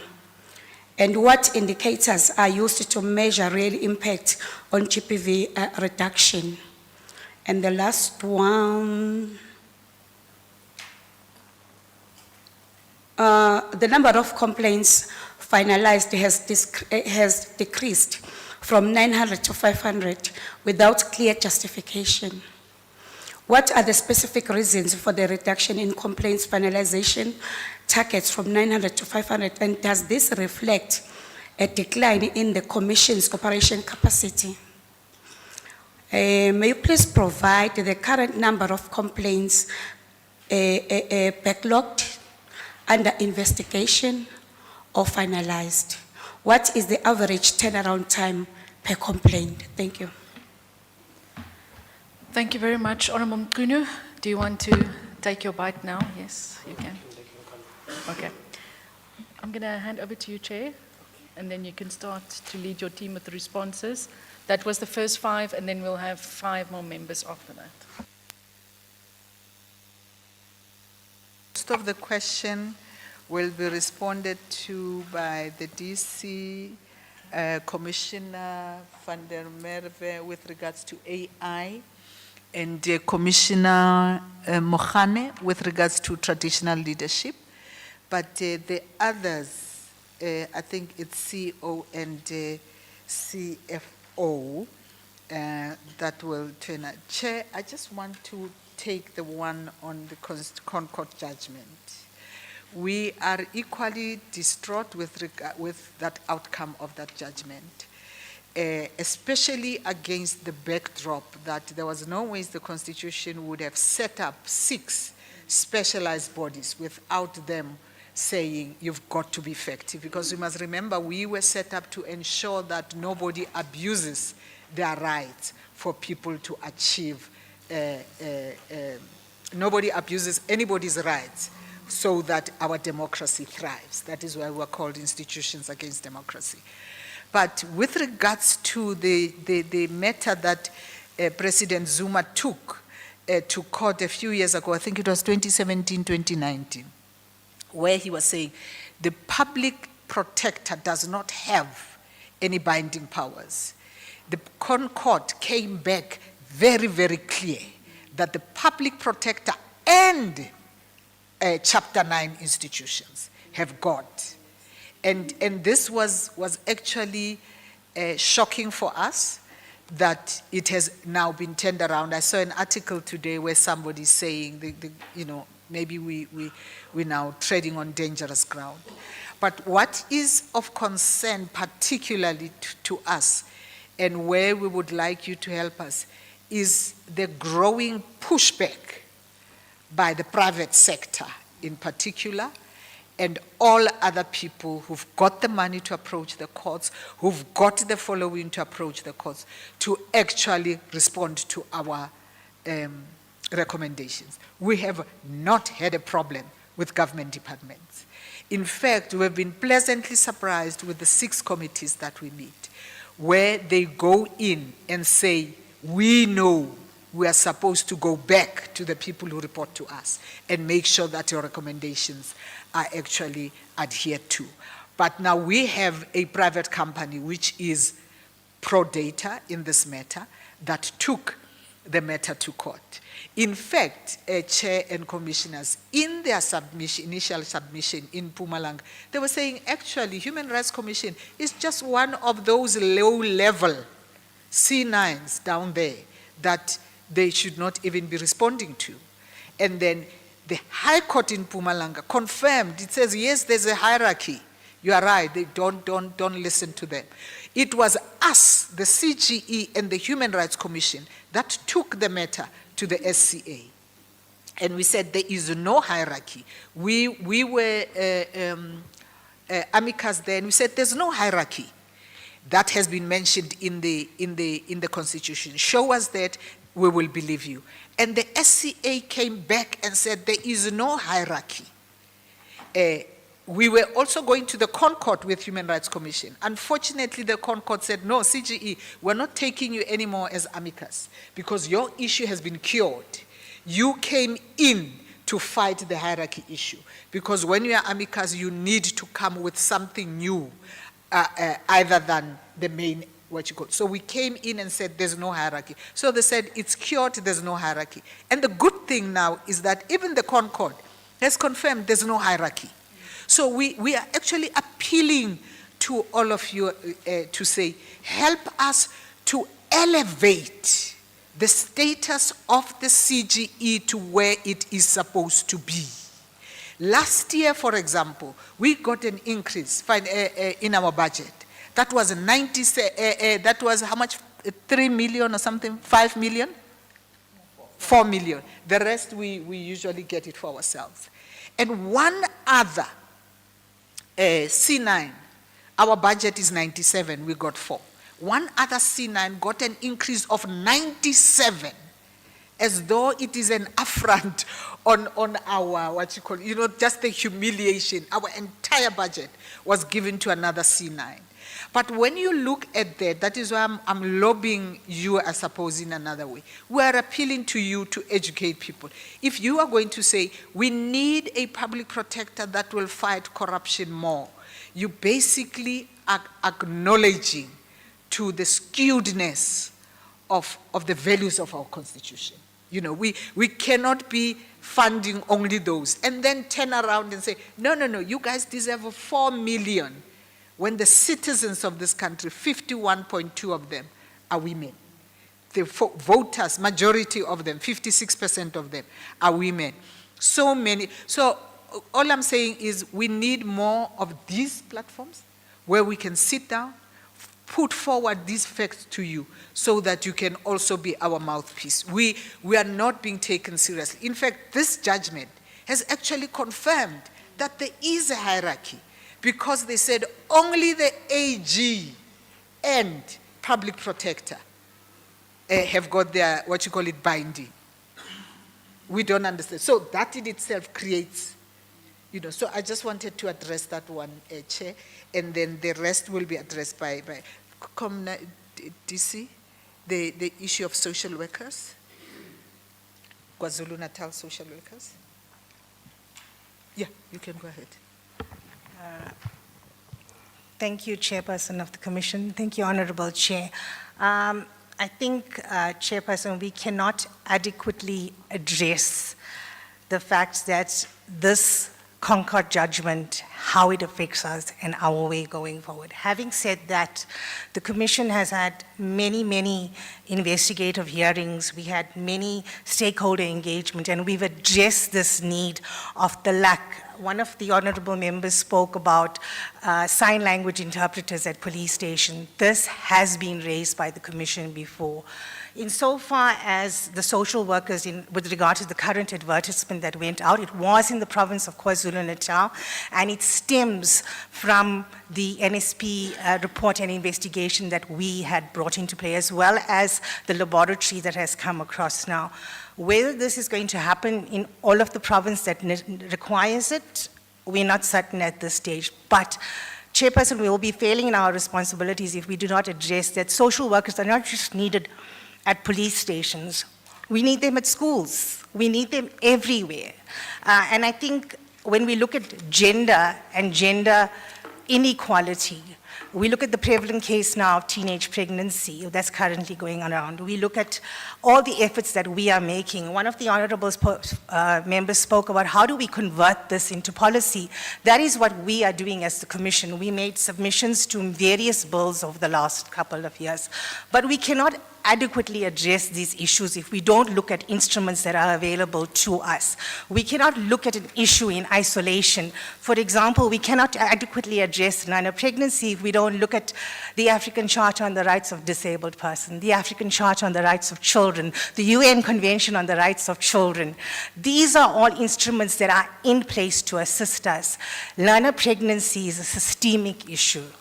And when we look at it as school-related violence, we need to look at it as from the perpetrator's perspective. But then there's also another individual. Dr. Letlapa will tell you that there's 3 children involved in learner pregnancies. We don't adequately look at the boy child that is involved as a parent. I'm going to leave it there just to touch on certain issues that have been raised by honorable members.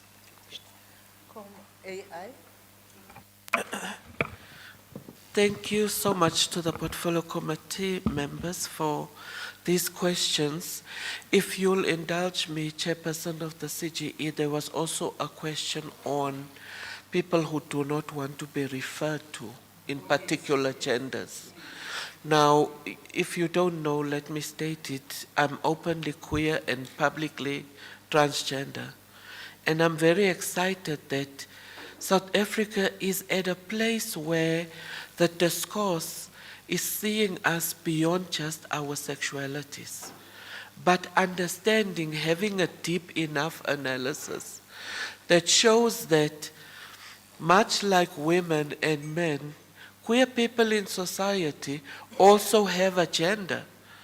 And in many cases, we are persecuted because of that gender. The way that queer activism has unfolded in South Africa, it has always been located within the context of human rights, and that's a good thing. But the shortcoming is that we also have genders. People who are gender non-conforming have genders, and they use their body and their expression as a way of interrogating gender and creating deeper understanding and illuminating the nuances around gender and gender non-conformity. So I'm excited about that question, and it's really a provocation put on the table for all of us, and not just academic institutions to lead the discourse, because these are everyday discussions, people in our societies, our communities, our neighbors, and we should be having these discussions about what does it mean for somebody to be gender non-conforming. It's a critique of gender. It also brings in the sociological lens. But then, of course, it also opens this ever-problematic medical debate as to what we mean with sex versus gender expression.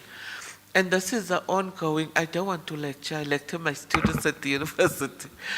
But it is an ongoing discussion and debate, and I'm happy that it has been surfaced here. Dr. Letlapa, I want to also respond to the question on AI. We've taken some really important and good strides in terms of considering AI, what role is it going to play in the CGE? Because it definitely has a big role to play in terms of not only extracting from AI, but also how do we use AI as a tool? We've seen examples in in Latin America where civil society organizations have fed into AI as a way of, furthering or advancing the gender discourse. We have undertaken the exercise, a benchmarking exercise to look at how to tertiary institutions engage with the concept of AI. So we've done some analysis. In fact, the four of us on this end of the room form part of an ad hoc committee on AI because it was raised in the context of research and potential plagiarism. But once we started engaging in it, we realized that it has really a ripple effect across the organization. It has an effect on the infrastructural component of it in terms of the nuts and bolts of IT. It has a legal implication to it in terms of policy. And it also has for the rest of us in terms of research and compliance. So we are at a point where we are going to present that framework to plenary in the coming weeks. However, I think we've mentioned it in plenary a couple of times, one of the shortcomings of it was that at this point, it's very much an academic tool. So we've done benchmark by looking at policies of different universities and how they do it. But in our exercise, we didn't get much content on how, for example, it's used in other C9s or in government departments. So our benchmarking is mostly off of how this gets operationalized in tertiary academic institutions. Thank you very much.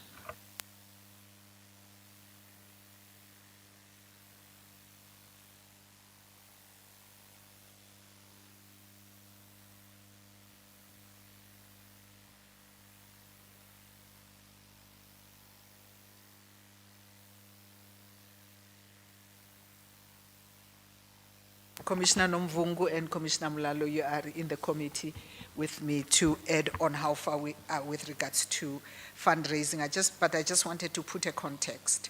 The Audit and Risk Committee chairperson has put it correctly. We are 100% wholly state entity that has to be funded by government. So we do not have a choice. I know sometimes we tend to want to go and fundraise. We cannot. Mainly because of section 1814, and I just forget which section it is in the CGE Act that talks about independence. So that independence we've got to guard. But we have seen with other C9s, especially public protector, where there are controversies that are being raised to say who is funding you, because then it tends to give an impression that whoever is paying the piper is calling the shots. So we are going through that situation. We then, in October 2023, at our plenary, we then said to the CFO, we cannot go on like this. Please go and find out if definitely we cannot fundraise. CFO came back and said, to a large extent, we cannot.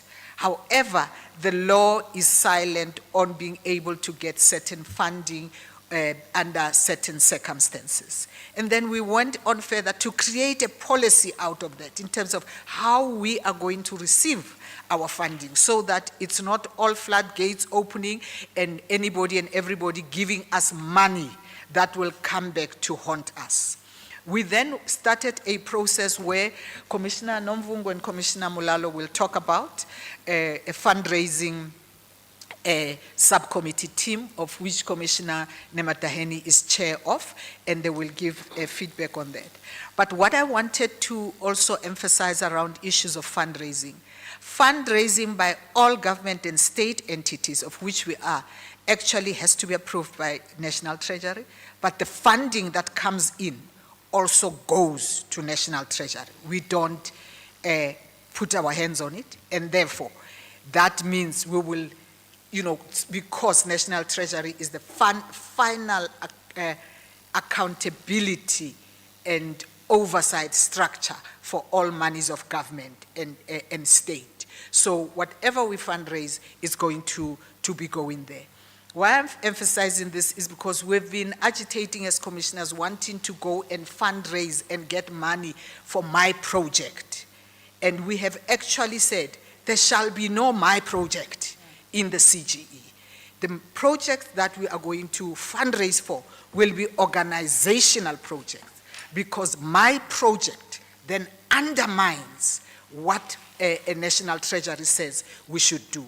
So we are going to be going out, Dr. Clapper, to fundraise, but it's not going to be, I want to fundraise for my province. No, it's going to be an organizational thing. The last time when I checked the submissions that I gave to Commissioner Nomvungo and Commissioner Mulalo, I was at page 77 of the fundraising document, because we're looking at a comprehensive 10-year funding program, funding strategy or funding request or whatever that we are going to do that will live beyond us. It's not going to be short term.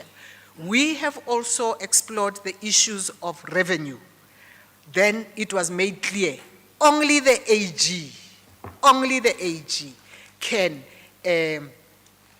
raise revenue by selling certain services, charging. I know there were suggestions that let's draw up policies for organizations so that they can pay us. That in itself defeats the purpose, because our mandate says ensure there's gender equality.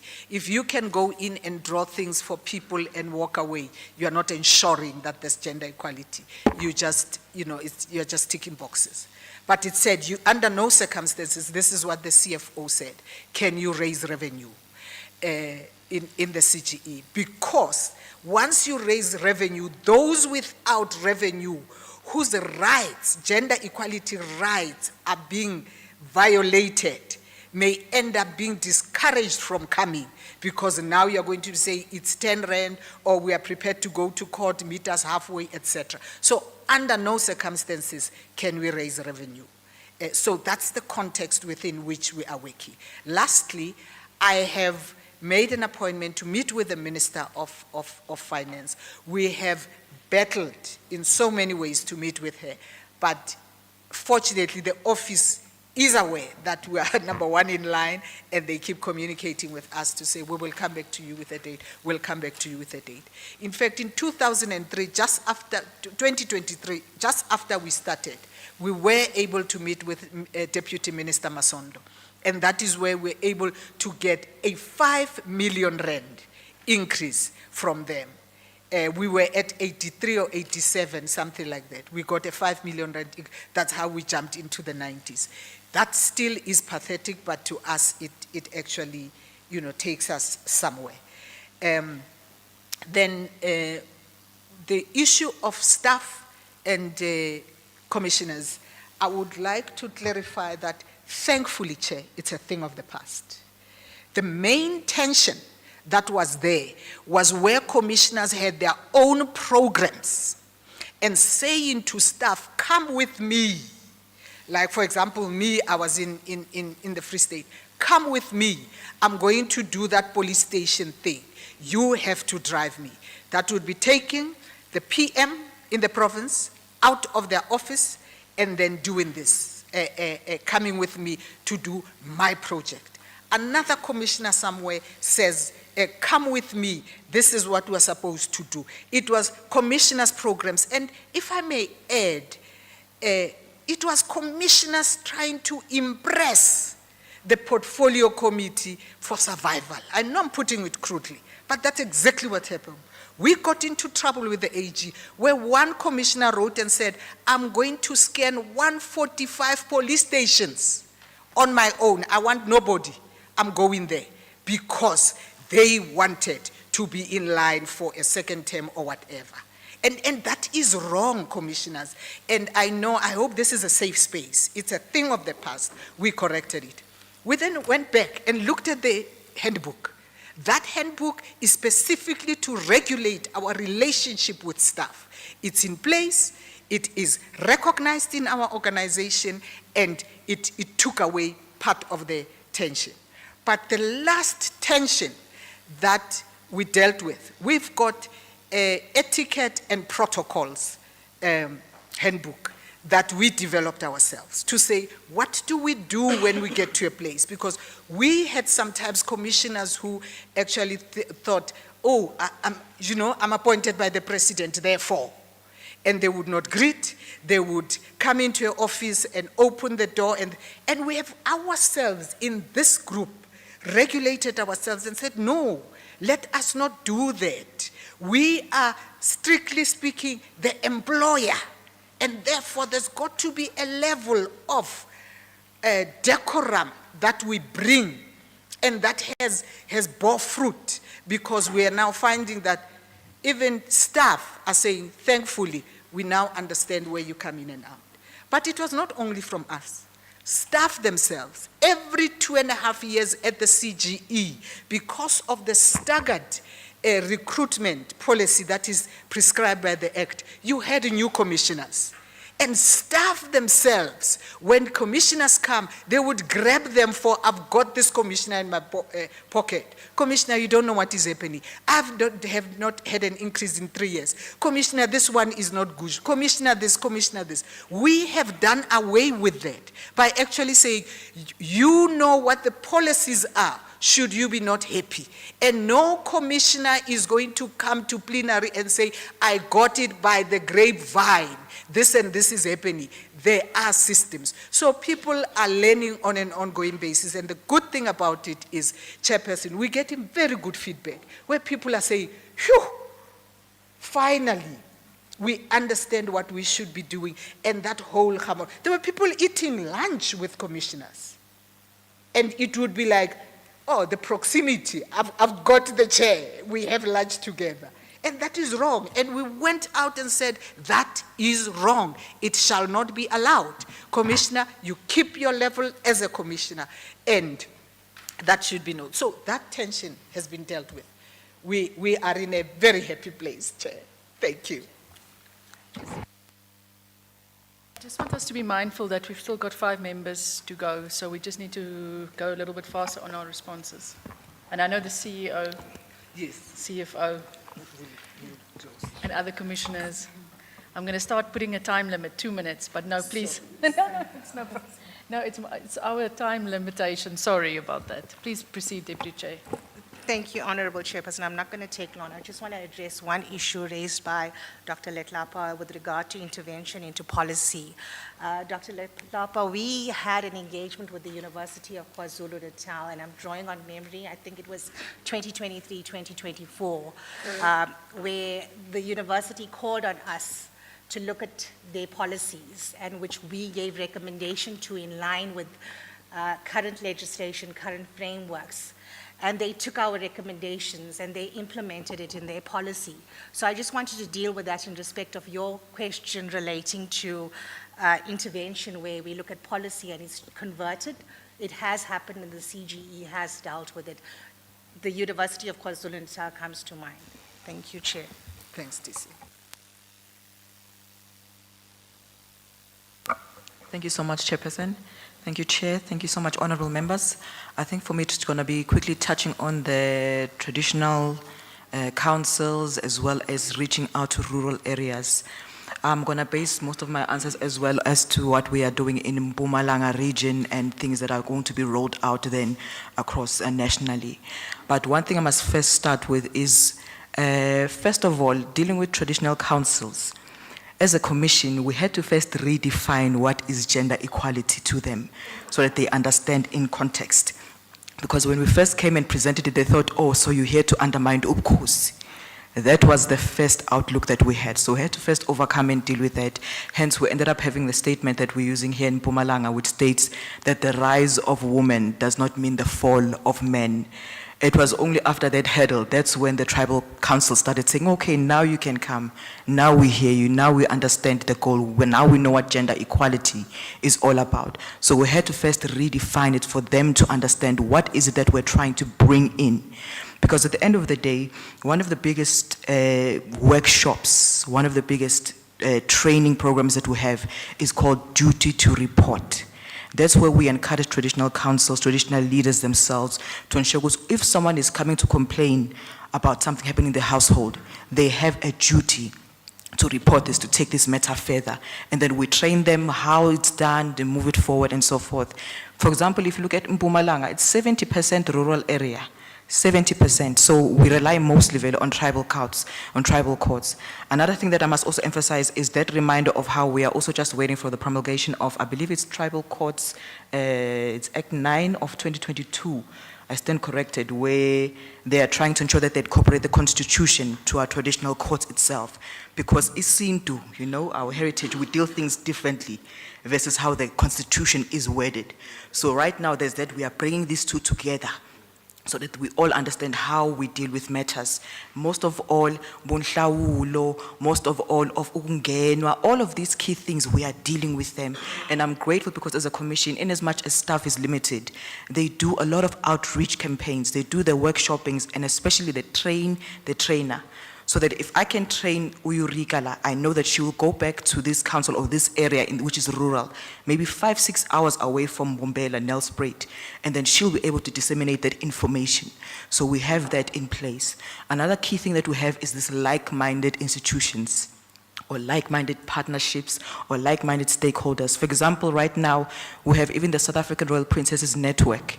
From the princesses themselves, we are able to get even case referrals from all over the country, from different councils. For example, even if Abu Ndlunkulu or the Hoshis are also intimidated by certain public figures, we get the princesses to hide their identities, of course, anonymously report to us, and then from there we're able to now give it over to our legal department, and they processes the cases accordingly.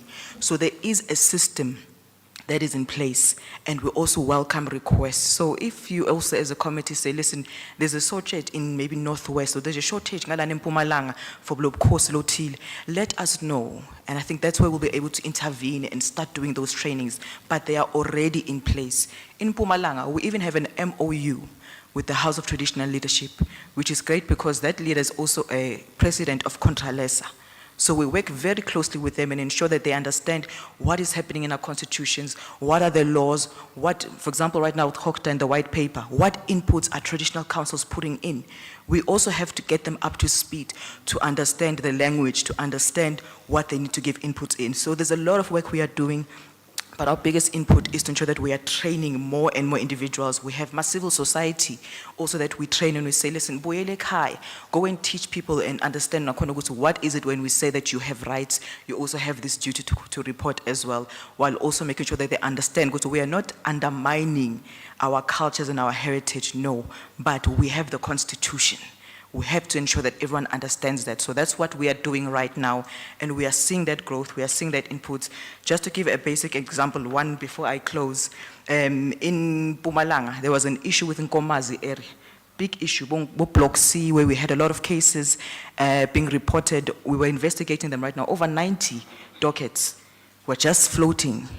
Right now, today as I'm speaking, I believe the meeting might have concluded. There's a task team that we established as the CGE, where we are getting SAPS, DOE, DOH, DSD, and even the border management to sit down together and say, what are the loopholes? Because many say some of these cases that come, the people are not from here in South Africa, and they are afraid to go and report and continue with the process because they are intimidated and told, you'll be deported. Others, we get the traditional councils involved. For example, Gasbosh. They play a big role for us in Nkomazi, Nabotong, Abotulamash. We get them involved and then we say, listen, can you follow up on these people? Where are they? They say, no, this victim ran away. We don't know where they are. Or the perpetrator went back to Mozambique. What do we do now? So you see there are a lot of loopholes that we are getting, information that we're getting from tribal councils themselves. But it starts off with trainings, making sure that they are aware of what is taking place, what does the Constitution say, and we are definitely doing so much work with that. I'll stop right there. Thank you. Come Nomvungu and Mulalo, come Mulalo. Just briefly where the process is at with regards to the fundraising process. All right, thank you so much. They're part of the committee and myself, there's 3 of us in that committee. Thank you so much, Chairperson. We and the Chairperson of the Portfolio Committee, honorable members, we are at an advanced stage in terms of producing a first draft funding strategy, resource mobilization. And really what drives this is around a value proposition without CGE losing its own core values when we get into this. You would have noticed that most speakers that have responded to questions, they've made emphasis on the like-minded institutions, on partnership, but we are also as an institution conversing and deciding around partnership.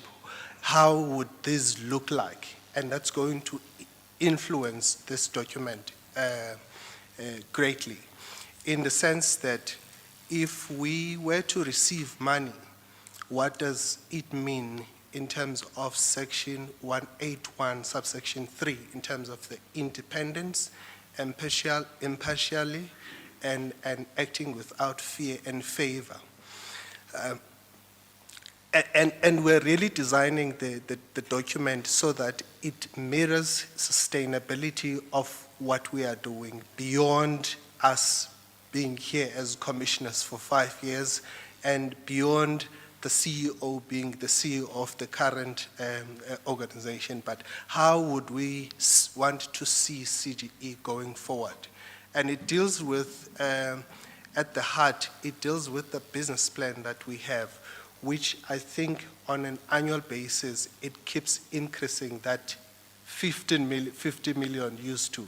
And I think now we're sitting at around 70 deficit, which is not looking good in terms of the institution. So I think we are at an advanced stage. We've got the framework. We're just putting information together so that we can circulate amongst ourselves and then produce the first draft to see how far this would take us to. And really, in terms of the Constitution also, we must say that, Chairperson, that it has taken us this long because we needed to do the research that the Chairperson has alluded to in terms of us being allowed or not allowed, and what does that mean? And also trying to check other best practice models used by other C9s. But we've completely moved outside of what you call your traditional fundraising, but we're going to funding model and strategy because there's a difference, and that would be selling CGE's services. And what would that mean if you were to put money into CGE? And so we're looking at those areas, Chairperson. Okay. Thank you. Thank you very much. Chair, with your permission, I'm going to ask CFO, CEO, you are taking notes. So I want to allow my other members to ask their questions. And then, of course, we'll do one wrap-up where you will have enough time to answer, CFO, and Chair will be able to make her concluding remarks while also still referring. I do know we never have enough time together, and hopefully that will get better. But our portfolio committee had the statutory rape inquiry, which we had to deal with. We had statutory appointments, the NYDA, National Council on Gender-Based Violence. Our program just we don't ever have enough time. But hopefully, in the third term, we'll be able to have a full day with the CGE. So I'm going to... Sorry, Chairperson, through you. I'll see the Commissioner outside. There is a very big issue in Limpopo. Our chief needs, yes, they need assistance from... I think the two of you will If travel I can together say to the that offices. everyone will cry in this meeting. Thanks. Okay. I think you'll talk to Commissioner at the offices. Over to you, Honourable Tsotetsi. Thank you, Chair, and greetings to the leadership of the CGE. Now, I don't have many issues really, Chair. Just these few ones. In our meeting, I will not recall the dates, in one of our meetings, you spoke about the use of case management system. It's not a new thing that you are raising. And in that meeting, I would have mentioned that I would recommend that you perhaps go and benchmark with the public protector. As another Chapter 9 institutions, they do have a very effective case management system, which we think that you can be able to benefit from it. I just wonder if you have been able to conduct that exercise, because I see it's coming back again. The Audit and Risk Committee says that you have a problem of adaptability, adapting to modern technology, which means that your gadgets, and it's good that we're going to go to your office, we'll probably see for ourselves. But what it means is that you have a problem, but you are not going into length, into perhaps giving us a sense how much of your work does such a problem impede.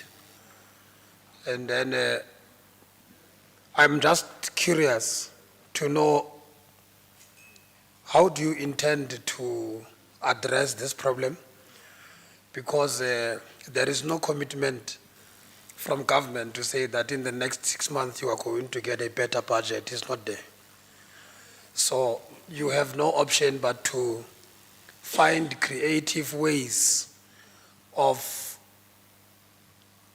ensuring that what you have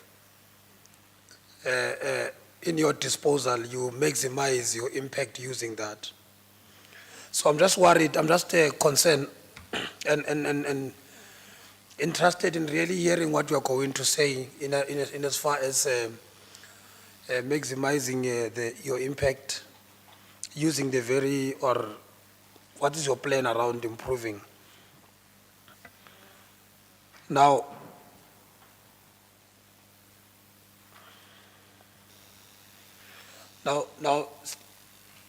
there's an issue also that you are struggling because of your legislation to litigate and so forth. You say that you have brought the issue to the Committee of Justice. I'm just wondering, in the process, or in the meantime, have you attempted to have relations with entities such as the legal aid, so that you are able to say in your process of dealing with everything that you think needs to be at the court, who else can be able to assist you if you need to, particularly those that are state entities? Is there any relationship that you would have had with the legal aid, or engagement that you are picking up with the legal aid? Sorry, to ensure that that you try to mitigate this problem while you are looking towards amending the act.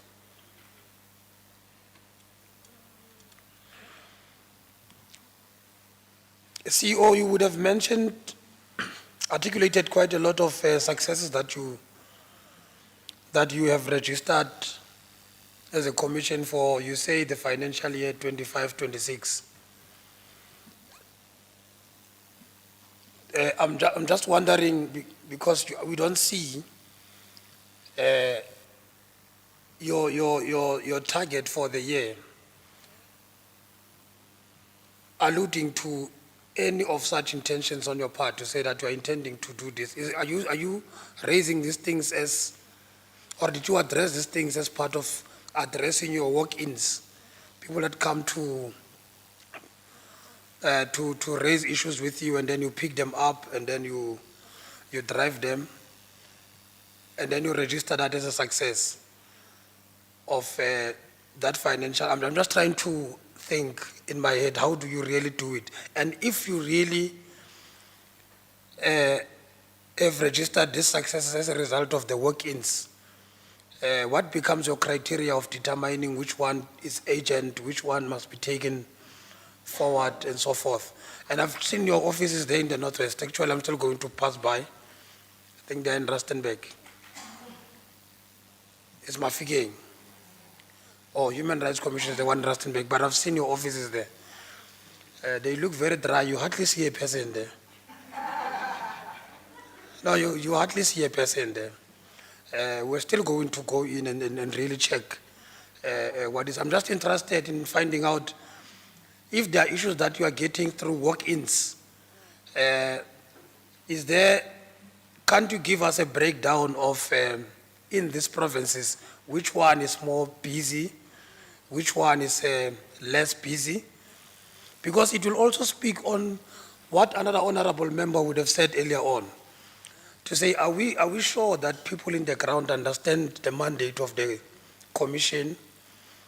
Does the commission reach out and ensure that our people understand its mandate?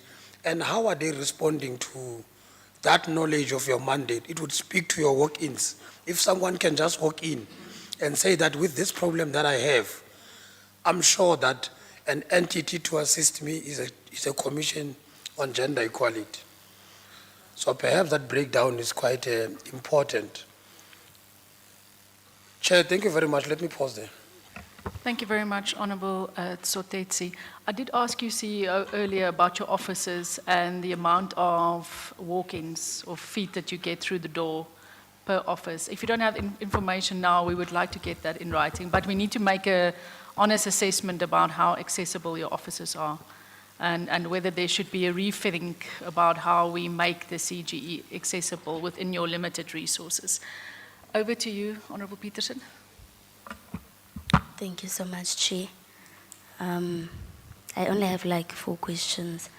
To start with, Chair, on the clarity for targets, how can these targets be considered meaningful or smart? Like for instance, a target refers to 80 mainstreaming information and educational programs across public and private sectors. But where's the detail on what these programs entail, when they will take place, and where they will be implemented? And then, Chair, there appears to be no clear breakdown of compensation for goods and services. Can the Commission provide a detailed and transparent breakdown so that we can properly assess how resources are being allocated? And then, given the clear need to improve access, particularly in the underserved areas, why is there no firm commitment to investing in mobile services if the Commission is not pursuing this? What is the justification for overlooking what appears to be a critical delivery mechanism? And then lastly, Chair, the APP outlines broad objectives, but it remains unclear what commissioners themselves will actually do to drive implementations. What are their specific roles and responsibilities, and how will their performance be measured to ensure that they are actively contributing rather than remaining passive overseers? Thank you, Chair. Thank you so much, Honourable Peterson. Honourable Shabango. Thank you, Chairperson. Let me also join my colleagues in welcoming the report that was presented to us. I think I've been widely covered by my colleagues. But, Chair, I just want to say that the power of information is central to the oversight role. Most of the information that was given to us, these reports that were given to us, in many respects was too general. At some stage, sometimes it was incomplete. Without the CGE being transparent to us, it hampers our oversight role. And also the help that you are pleading with us. It's how do you expect us to help you if you are not transparent with us? Your report, you know, when I look at it, I was like, Chairperson, with due respect, I was like, are these guys taking us serious?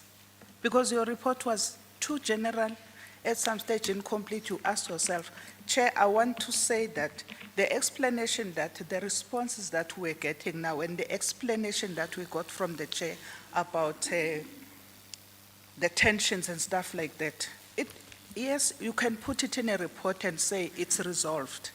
But there was nothing like, now is the tension, we have to interrogate what was happening, what is the tension and stuff. It's actually, we don't need the details of how was it resolved.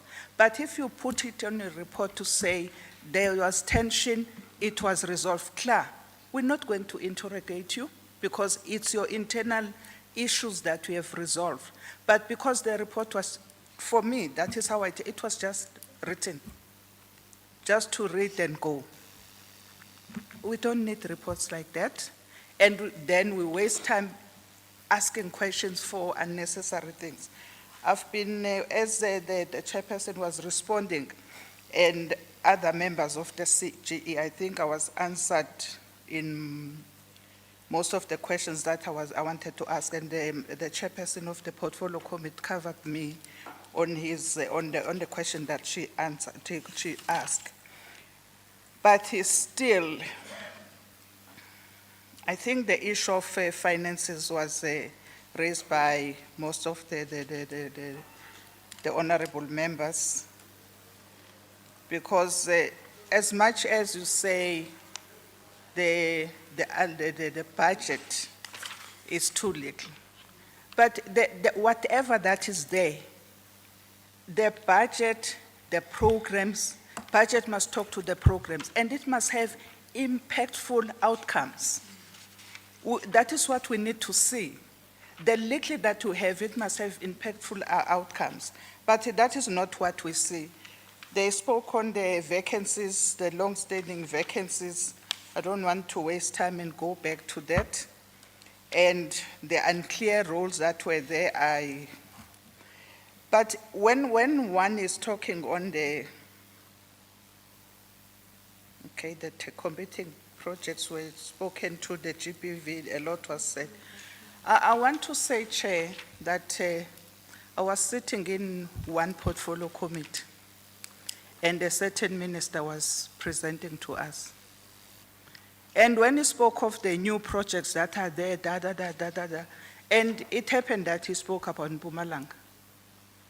I told him that, you know what, Minister, the people on the ground will mislead you. Provincial department will mislead you, and you come and present something that is not correct to us. I'm from Mpumalanga, Nkomazi. I'm 15 kilometers to Jeppes Race border gate. I'm 100 kilometers to Lubombo, Mozambique border gate. I know Nkomazi, even if you can wake me up at 12 midnight. One of my oversight, I sit in the traditional council, because that is when they talk this Bagweba Makala, where they will be, mostly it's women. The husband died, now the family wants to take the assets, the masimu, Gyalinywa. Gomaze is very rural. I sit in this traditional council as one of my oversight. They don't know anything about CGE. I'm being honest. So what I'm saying is that what we hear when we're in this portfolio committee, it must resonate to what is happening on the ground. Maybe the other question that I can ask, these offices that on your presentations there are NA, you're still trying to get the lease and whatever. What is happening while the office is not there? How do people access your offices? Where are the staff that is supposed to be there? Because there's no office. Two, like I'm saying that on the ground, what I'm getting here is not happening. To meet with Josi, the one who is leading the Contralesa, how sure are we that the message cascades down to other traditional leaders? Because that is what we're supposed to be sure that it's happening. They understand, they know. You know, when they talk about gender issues, they say, nina politicians bela, vele you fight for women. Then when you ask about these entities that are directly dealing with these GBVs and stuff, because some of the cases that are common in Komazi is this statutory rape. Maybe the Eastern Cape is taking the crown, then we follow. Because they still believe that if a child of 17 years is pregnant, he's fully matured that he consented to the the sexual intercourse. So it's very rural. We still, when I'm there, I discuss, then they will also give you a chance. That I'm bringing this up to say, when you are there, you don't just sit as a visit. They definitely give you a chance on the discussions while whoever that is there, the accused is still on the platform. You get a chance to say your say. In a way, you educate them. It's not only, I always go to Matamo Traditional Council, I go to Makokeni Traditional Council, I sit there and I contribute, I educate them. So when we come here, commissioners, please just give us what is happening on the ground. You mustn't come here and tell us things that are not happening because you have been misled by the information that is given to you. Because we are sitting here, we're coming from different provinces. On Friday, I'm going home. I will go via Nelspruit. I will talk after this meeting. I would need to know where is the CGE in Bombela. I land, I go to the Bombela there before I go home. Because I think these are the things that we must see for ourselves that they are happening. One other issue that I wanted to talk to, every portfolio committee where I sit in, you get this thing of rural areas network. It's a fact. What I've seen in Komazi, I was on Oversight at 3 copies. Then I saw these cars that are open server. They are assisting in the rural areas. I'm mentioning it so that you can get closer, check with them, because they said they are there to improve network there in the rural areas. It was open server. There are a lot of trucks. I engage with them because I'm also struggling with network. Then they told me that they said that they will start from Mbuzini area coming, because Mbuzini is deeply rural, it's a border of Mozambique. So I just wanted to raise that it's a fact we're struggling with network in the rural areas, but these are the things that we need to look at. One last one for the Mpumalanga Commissioner. Please, when you happen to go to Nkomazi, go and visit the Tutuzela Center at Tonga and see for yourself. I don't want to raise it here. Thank you, Chair. Thank you very much, Honorable Shabango. Honorable Kanile.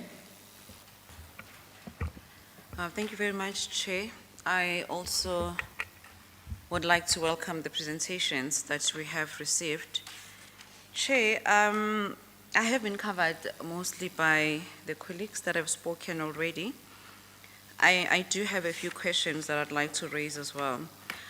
The first question that I have, it is with regard to what the CGE has indicated, that they have a less number of complaints received.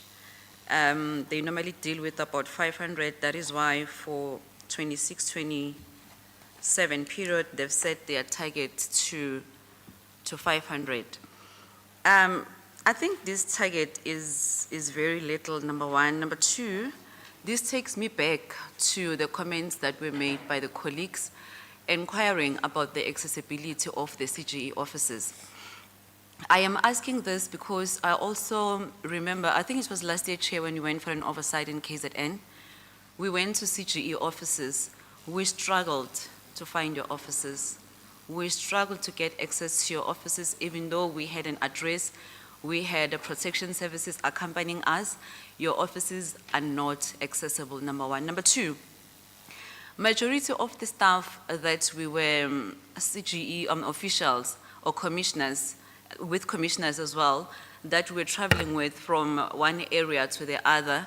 I remember we also went to one of the police stations at Tegwini, or in Umlazi. They were with us in the hotel. They were booked at the hotel with us. So that tells us that the staff or the officials or the commissioners that we're meeting with are not based in KZN. Because if you are working for a certain institution, I work in a National Assembly, I'm in Cape Town. I have a place that I live in Cape Town.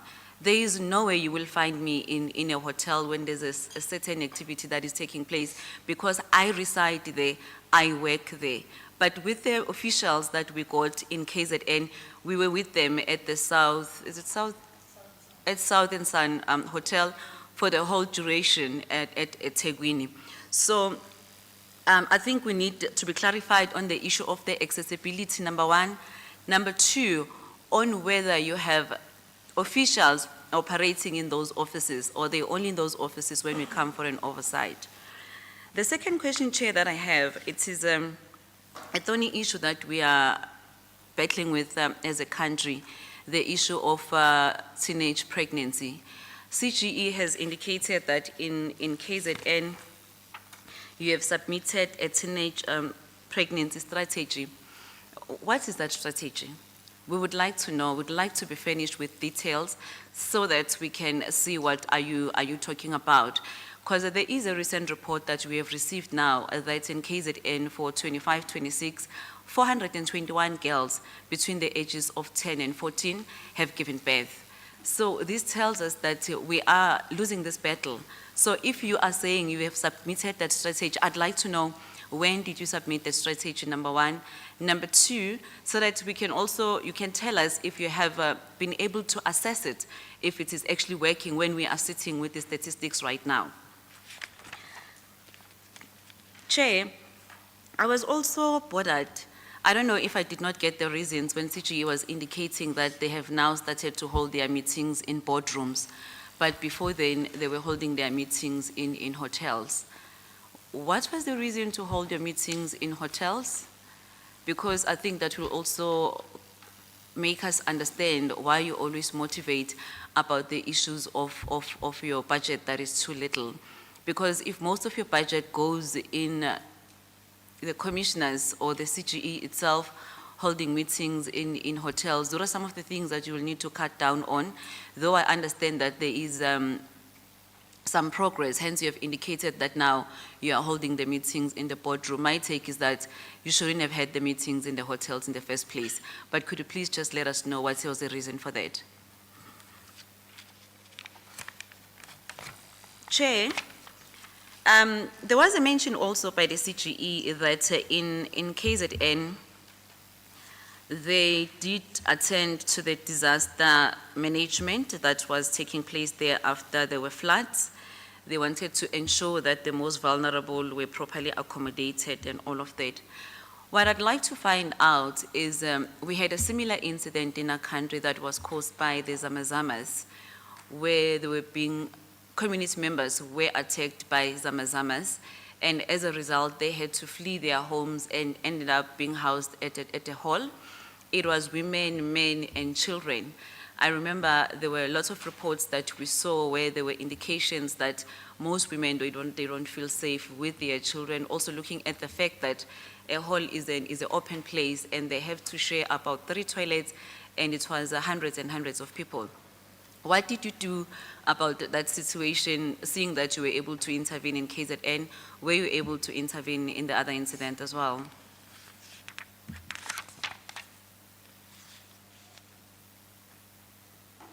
Chair, there was mentioned by CGE previously that they were going to bring a report to us after they went for an oversight at Mpumalanga. I think it was a police station. You indicated that in your oversight you discovered that there were some of the rape kits that are not taken to the forensic lab. They are kept at the police station, and at some point one of the officials, they indicated that they discard them. And you indicated that you found that to be quite alarming and promised that you are going to prepare a report and bring it before us. We have not seen that report, but what I'd like to know, what have you done after doing that report? What were the recommendations and what action has been taken to date? And Chair, there was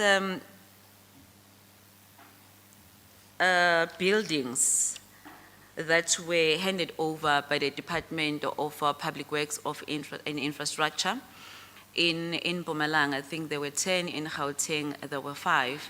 The purpose for the donation of those buildings, it was an intention by the department to support our fight against the gender-based violence. They were meant to be turned into safe houses, to be turned into shelters as well. What I'd like to know, these buildings were donated in May 2025. What has been your intervention? Do you know where those buildings are right now? Do you know what plans are in place to ensure that they are being turned to be able to serve the purpose that they are meant for? And how far is that progress? Because to be very honest with you, if we were to get a department that is saying, I am donating a building, surely we need to jump in, especially looking at the sketch of gender-based violence that we are faced with. If there is a department that is coming forward and says, this is the assistance that we want to provide, we need to grab that with both hands. So I'd like to find out what is the status of turning those houses into shelters and safety houses. Chair, I want to go back to the issue. Actually, I'd like to reiterate the issue that was raised by my colleague, Honorable Khatebe, with regard to the issue of sign language interpreters. CGE has indicated that they have been raising that issue of sign language interpreters. And then what? You have raised it, and then what? What has been the consequences? What has been the result? Because we must also understand the reason we are raising these issues over and over again. It is because in July 2023, the President enacted sign language as a 12th official language within our country. So when we go especially to government institutions, we need to lead by examples. We need to ensure that we implement. I think the biggest problem that I'm picking up, Chairperson, here is that sometimes as legislatures, we legislate, but when it comes to implementation, that is where as a country we lack. So what I'd like to know is that after you have been raising all these issues of sign language interpretation, every time you go to SAPS, you realize that there is no sign language interpreter, or you go to court, you realize there's no sign language interpreter. What have you done about that?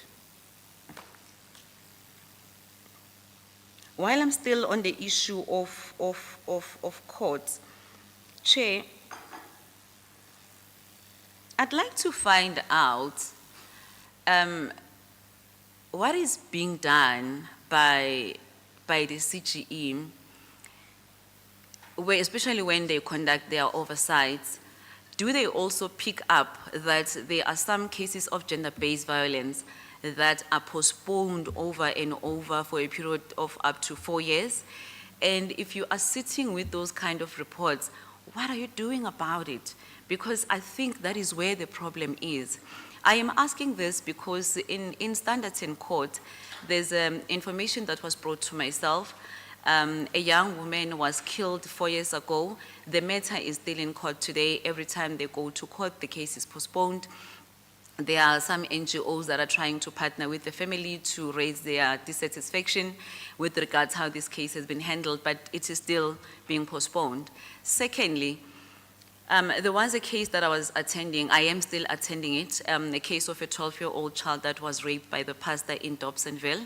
When I got there, I found another mother whose daughter 4 years ago was gang raped by 4 men. That case is still in court up until this day, and it's being postponed for a period of 4 years. And Chair, what I also picked up, I wanted to check if we do hear the voice of CGE condemning especially acts of violation or rape of little kids or women within our country, seeing that we're dealing with this scourge of gender-based violence. I was also looking at their media statement. There is a media statement that I came across. It was released last year on the October 2025, where the CGE was condemning Mr. Mkhunu for the remarks he had made against the LGBTQIA+ community, which we welcome as a portfolio. However, on the issue of this 12-year-old child that was raped by a 56-year-old pastor in Dobsonville, I did not hear the voice of CGE. Your voice is missing. I'd like to know, how do you make decisions? How do you decide which cases you support, you raise your voice on? Seeing that on the one of Mr. Mkunu, we can hear you, we see you've even released a statement, but on this one of this little child, you have not said anything. Chair, there is another issue from Mpumalanga. I'm just going to double check the name of the correctional service that was brought to my attention by one of my colleagues. Apparently, female accused there that are still awaiting trial, they do not have access to sanitary towels, number one. Number two, some of them are being attacked and being burnt by irons. We are busy now trying to make arrangements because I want to go there for an oversight and see what is happening. The question that I have is, when women are violated in this manner, CGE, do they know where do they need to get hold of you? Do they know when they're in those facilities that they actually can report these cases to yourselves, raise it as a complaint so that they can be investigated? I thank you, Chairperson. Thank you very much, Honorable Kanile. Which side? Must I take this side? This one. Oh, I've got two. Okay. Thank you very much, Chairperson, and thank you very much for the presentations and also the responses that have been received thus far by the CGE team. I think with what we have received, and I must indicate to the Chairperson of CGE, we received quite an overload of information, but obviously taking an appreciation of perhaps it was information that you felt we needed to have, and would have a broader discussion with yourselves at a later stage to unpack some of those submissions outside of this APP and the budget for the CGE. Now, some of my colleagues covered some of the areas that I would have wanted to speak on. Let me start with the issue in terms of legal litigations or legal, what is this? Yes, the Legal Practice Council. In terms of your awaiting for that process, we know that you are really advocating, and that process is currently under review, and you're waiting for outcome.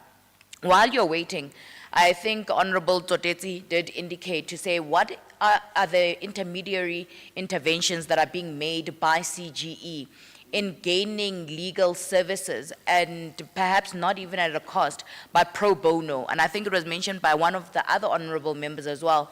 You look at legal aid. Is there collaborative partnerships that are in place currently?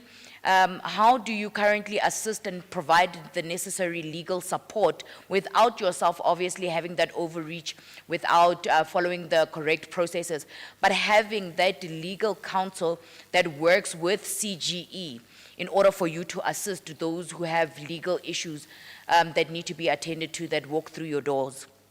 Another thing is that in terms of the research that is conducted by CGE, one would want to know to what extent does CGE, and where are you currently, if you can reflect on any of the policy or legislative inputs or legislation inputs that you have made as CGE, and have any of them been adopted and implemented, and how do you then trace or keep track of those policies and monitor them, and of your legislative inputs as well? And are you looking to make any further legislative and policy interventions? For example, now we've got to the bill on the rights of persons with disabilities that is being drafted and will soon be presented to the portfolio committee and then be open for more public participation. What will the role of CGE be there? We've got one that speaks on gender and equity. What will the role of CGE be there? And how are you consulted in terms of some of these legislative frameworks that are to be amended or to be drafted within the National Assembly? And which ones have you, as CGE, put forward to have them legislated? I think also just looking at I want to now just go to the office issue or the operational issue. In terms of CGE, the numbers that were read out in terms of the budgeting per office in each province, all of them, obviously there was no baseline.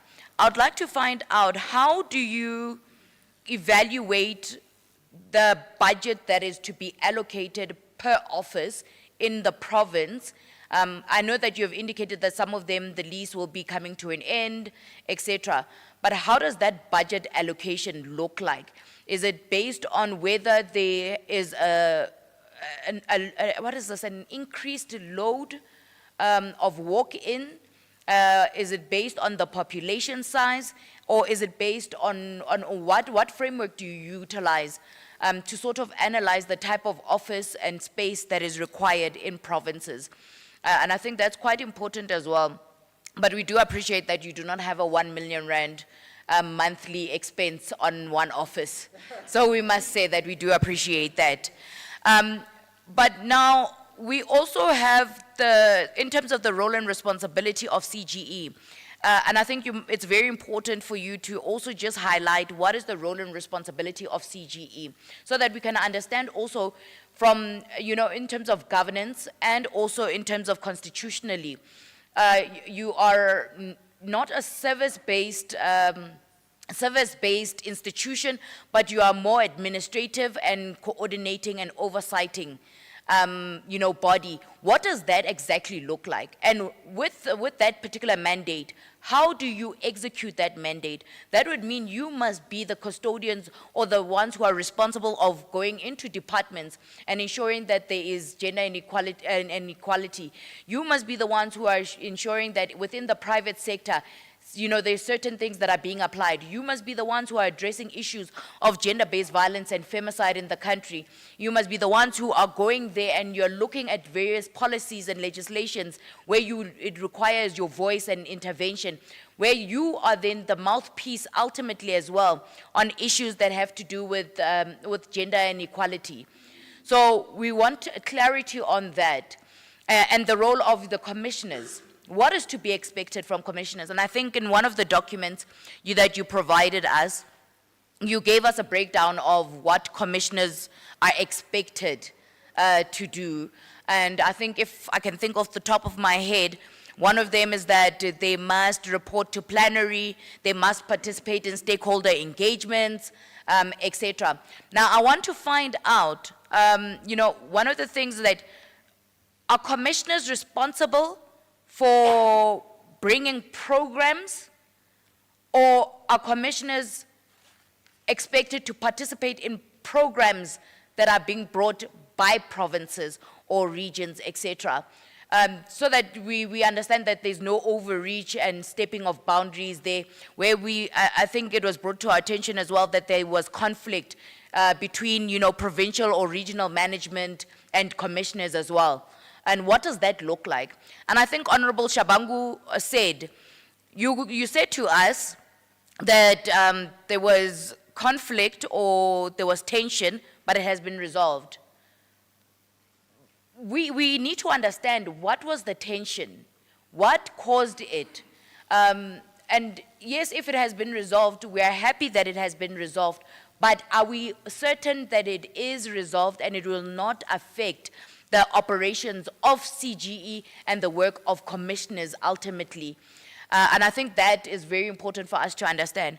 Now, I want to find out from CGE, in terms of issues of persons with disabilities, I know that you've got programs, and in your APP, it speaks of various pillars. But I think there's no direct targeted interventions that speaks to various strategic, or let me say, strategic groups. And the strategic groups would then be, your vulnerable groups, such as persons with disabilities, the LGBTQIA+, where we know they've got issues of corrective rape, where there's issues of discrimination and exclusion, where we know persons with disabilities are disadvantaged from economic access and social justice. What is the role of CGE in this regard? Where does CGE come in? With the pillars of your advocacy, your pillars of implementation of programs, your pillars of policy, input, etc.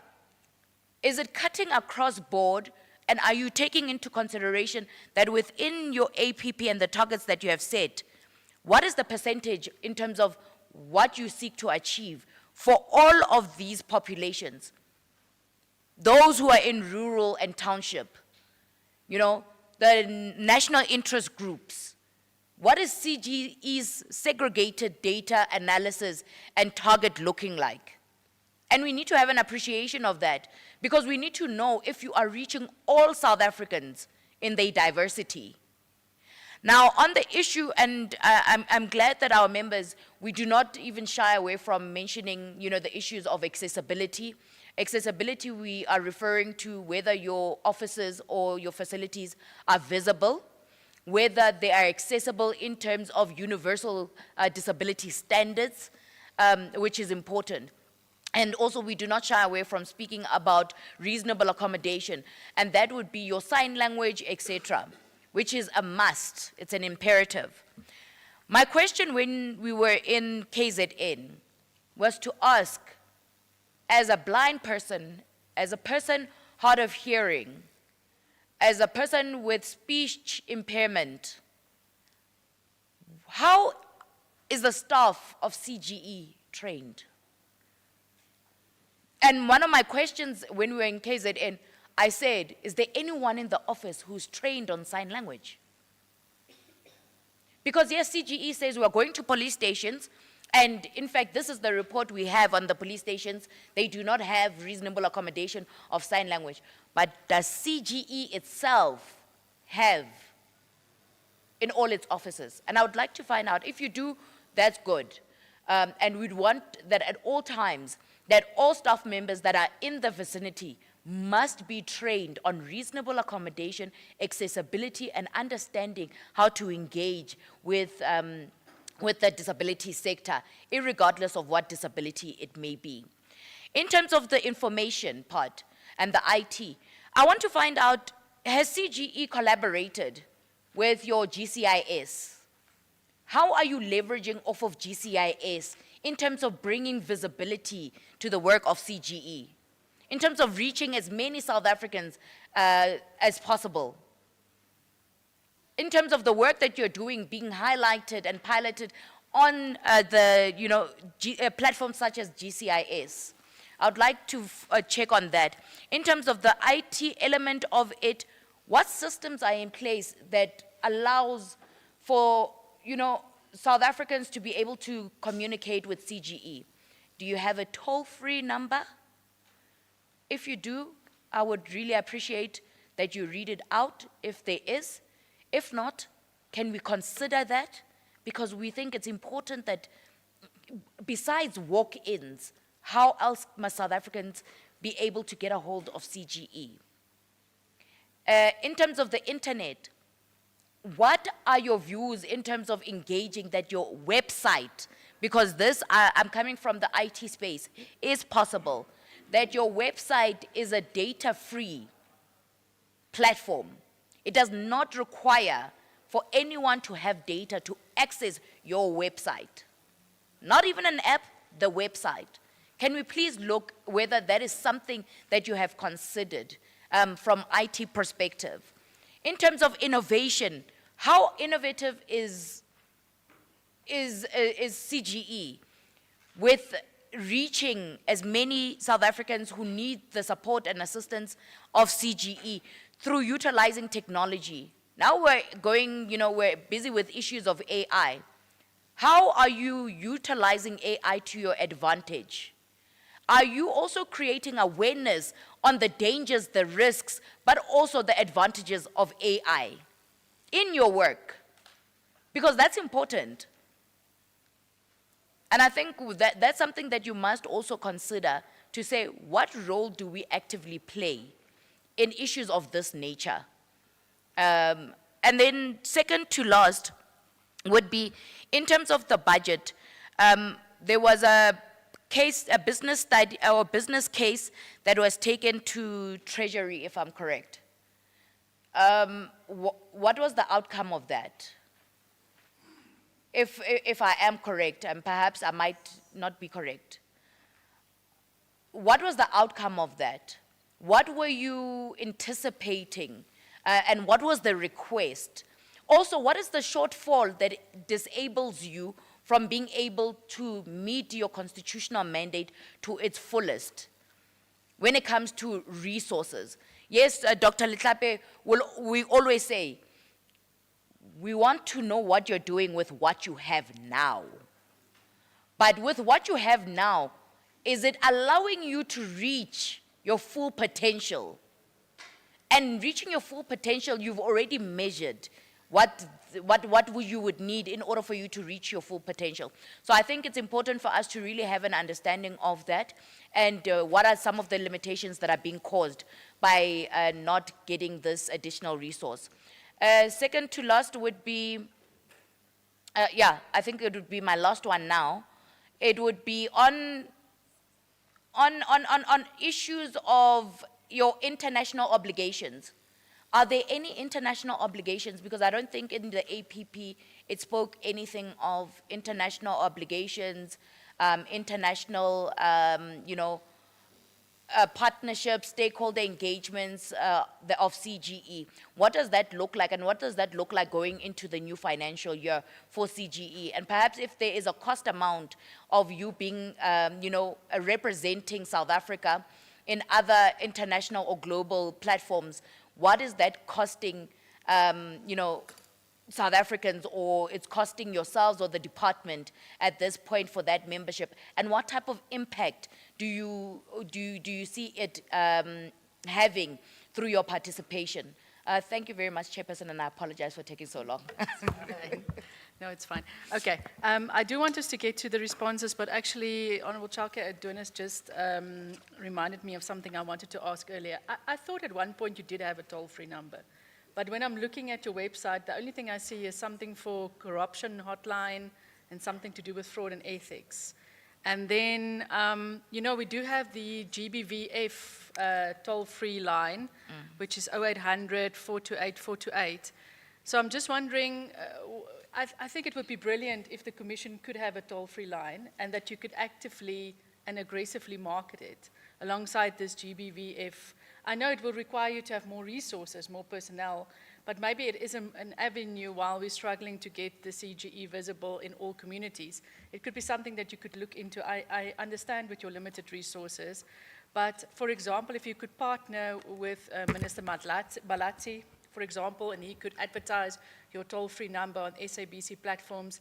It's just a way for the public, of course, to be able to get a better understanding of what the CGE is. I mean, we could even speak to him on your behalf and see how you assisted, but it would be a great idea. So maybe it's something you can look into and then see how you report back to us in terms of how you can operationalize this project. And then I think also I just want to piggyback on what Honourable Peterson and Honourable Shabangu had said. Your target really in the APP leaves a lot to be desired. You don't give us enough.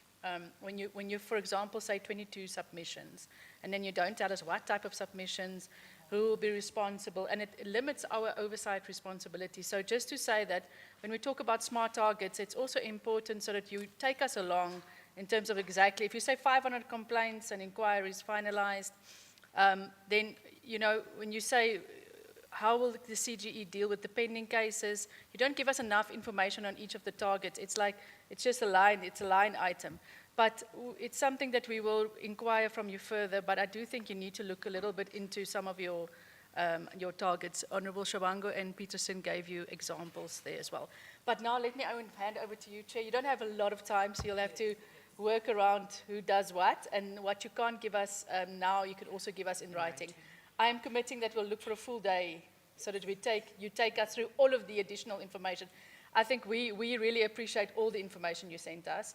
It's better to receive more than less, then it doesn't, allow us, it gives us also time to go through it, and then we can look for another meeting, possibly in June. But I'm handing over to you, Chair. Yeah? I know Honorable Chauke would have mentioned this, something that came from the chair of the commission earlier on.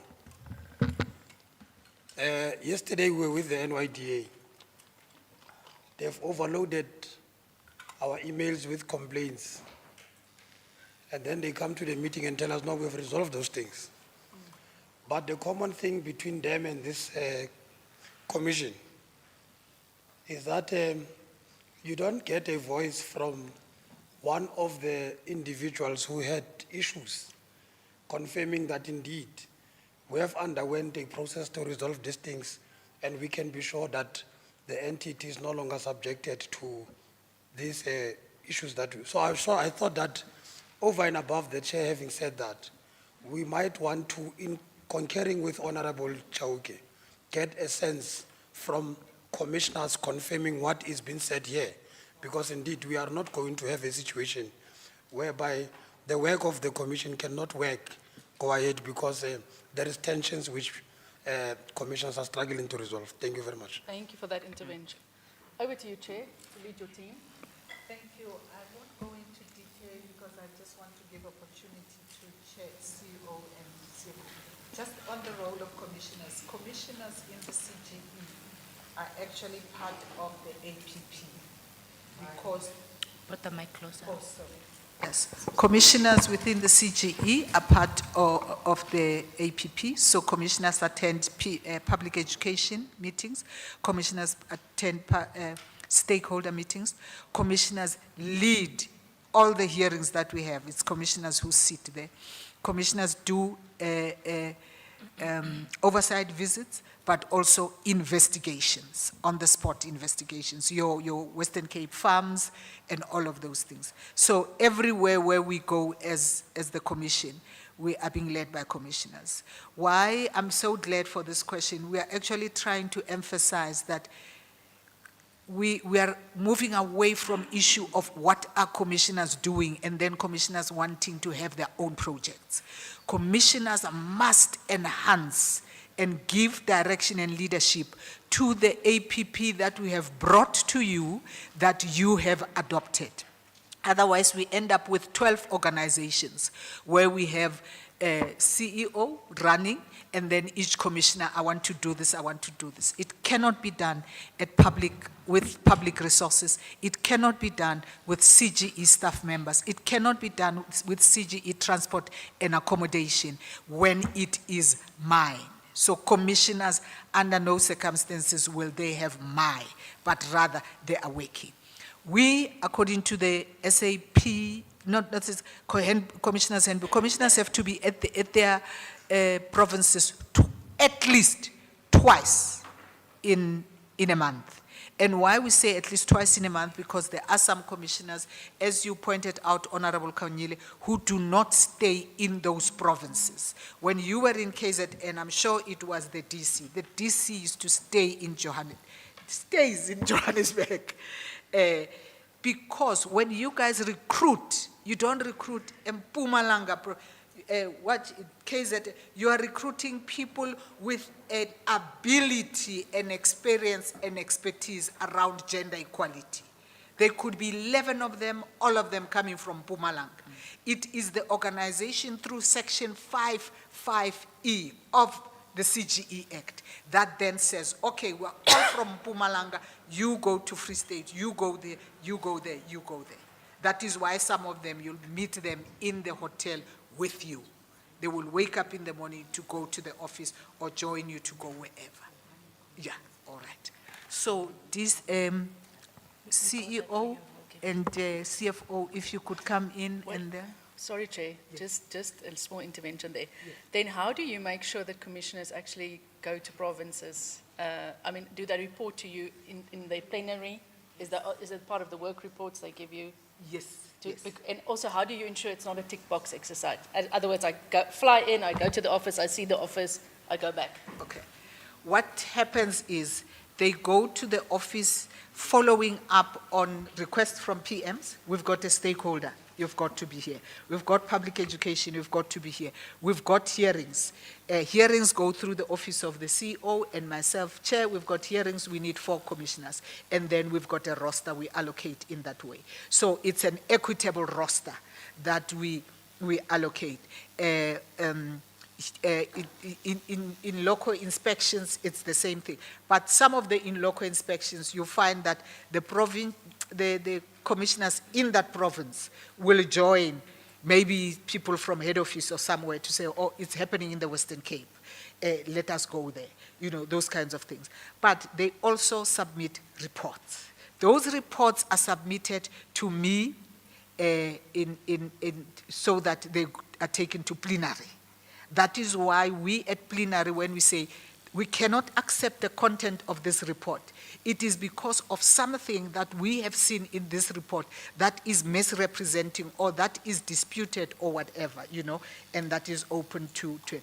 But again, we raise objections sometimes with reports because according to the CGE Act, any report that gets presented to plenary, once it is adopted by the majority, it is the position and stance of that report, or of that organization. So we cannot then accept from you as Commissioner van der Merwe, you say, I want to go and do 1, 2, 3, 4. And when we say, no, there is an APP, focus on the APP in your province. That's what we're talking about. It's not, you know, unhealthy tension. It's proper tension where we hold each other accountable as a team. Yeah. Thanks. Oh, yeah. I can't see this. I'm reminding you of the Commissioner's Handbook that requires us to be in provinces a minimum of twice a month. Oh, I did say it. Yes. But I also think twice a month, it's quite little. Minimum, yeah. yes. Yeah. And yes. I mean, the thing is, considering the scale of the work and the Yes. challenges we have, but I'm satisfied if you say that, you know, there's a program for commissioners worked out, that we don't just say, okay, 2 minimum, I'm just going to comply with 2 minimum. So I look at the office, I see people, and then I go back to Joburg. Yes, yes. Because, you know, that would be problematic. But thank you, Chair. Thank you.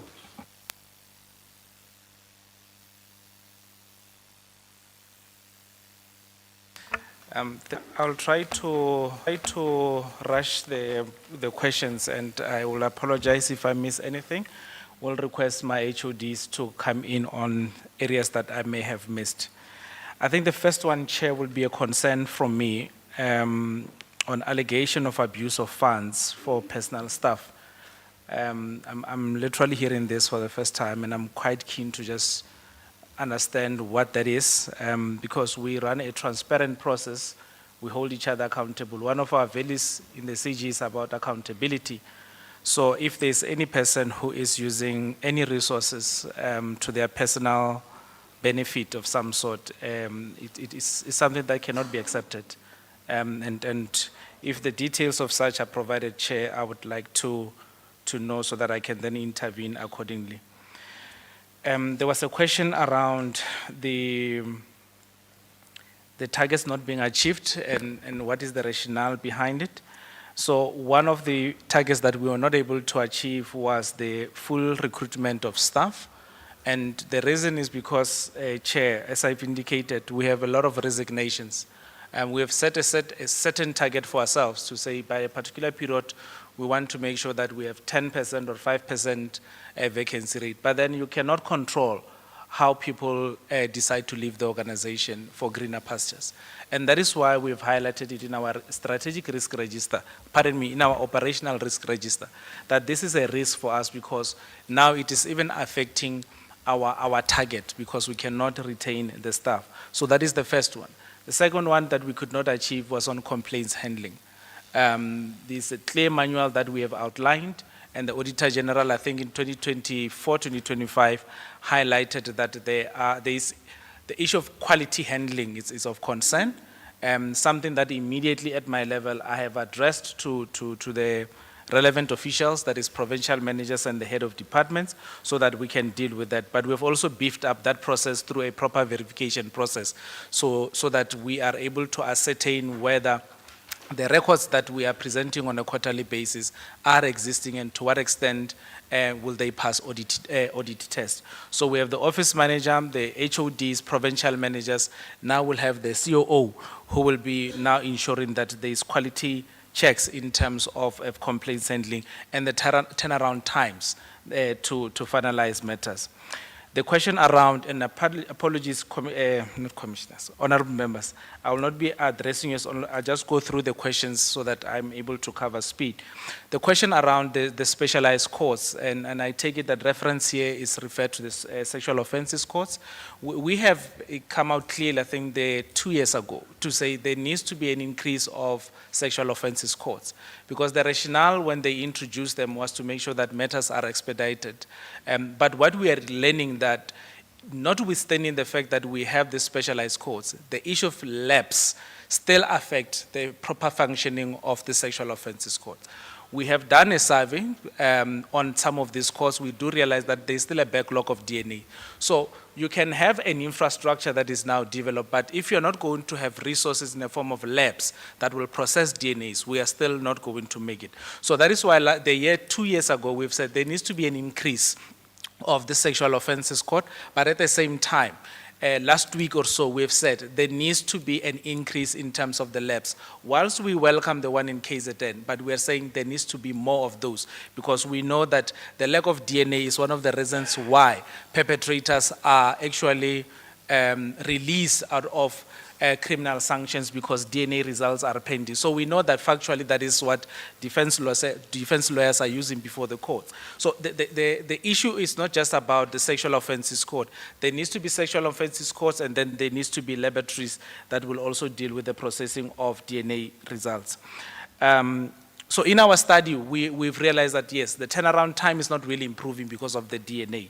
And then we have advocated for these courts in terms of legal representation.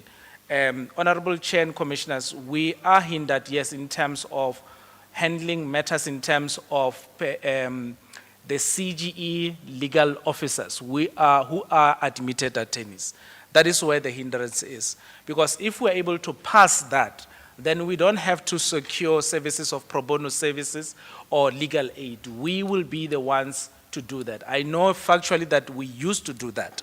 I have done that myself. So I know it can be done. We just need to make sure that the Legal Practice Act is amended to include the CGE, and then we will be able to handle matters ourselves. By so doing, what it then does, it reduces the costs that we are going to incur should we request other legal practitioners to assist us.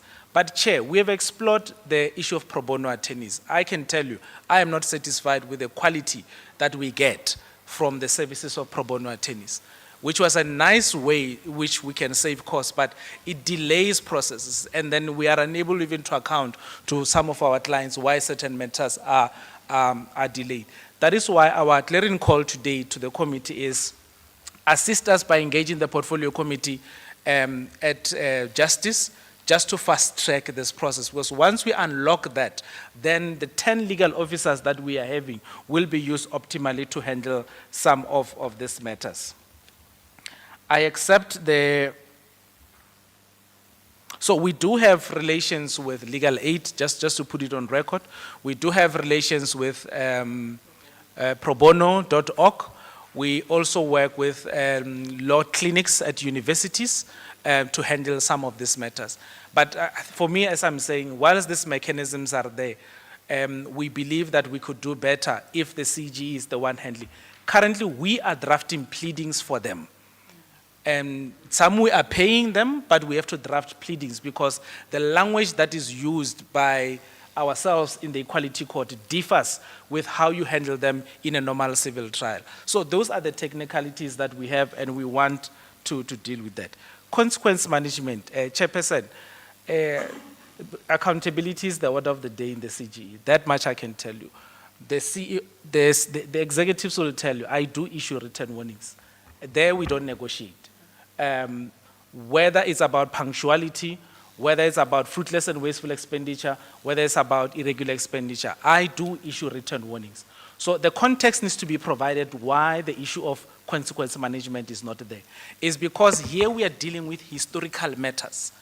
Historical matters that predates this current management. These are persons that are nowhere to be found. Some are deceased. Some, it says, I must implement consequences against the first CEO of the CGE in 1996. I don't know the whereabouts. So that is where they come in to say there is lack of consequence management.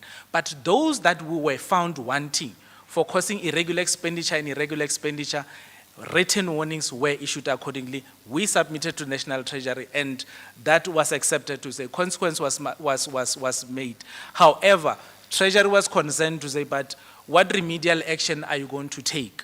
And that is where it became a little bit technical, because we put certain controls in place, but we cannot recover from Honorable Van Merwe in this regard, because I don't know their whereabouts. To actually say I must go and hunt, find Honorable Van Merwe, it will cost me more than what I actually trying to recover.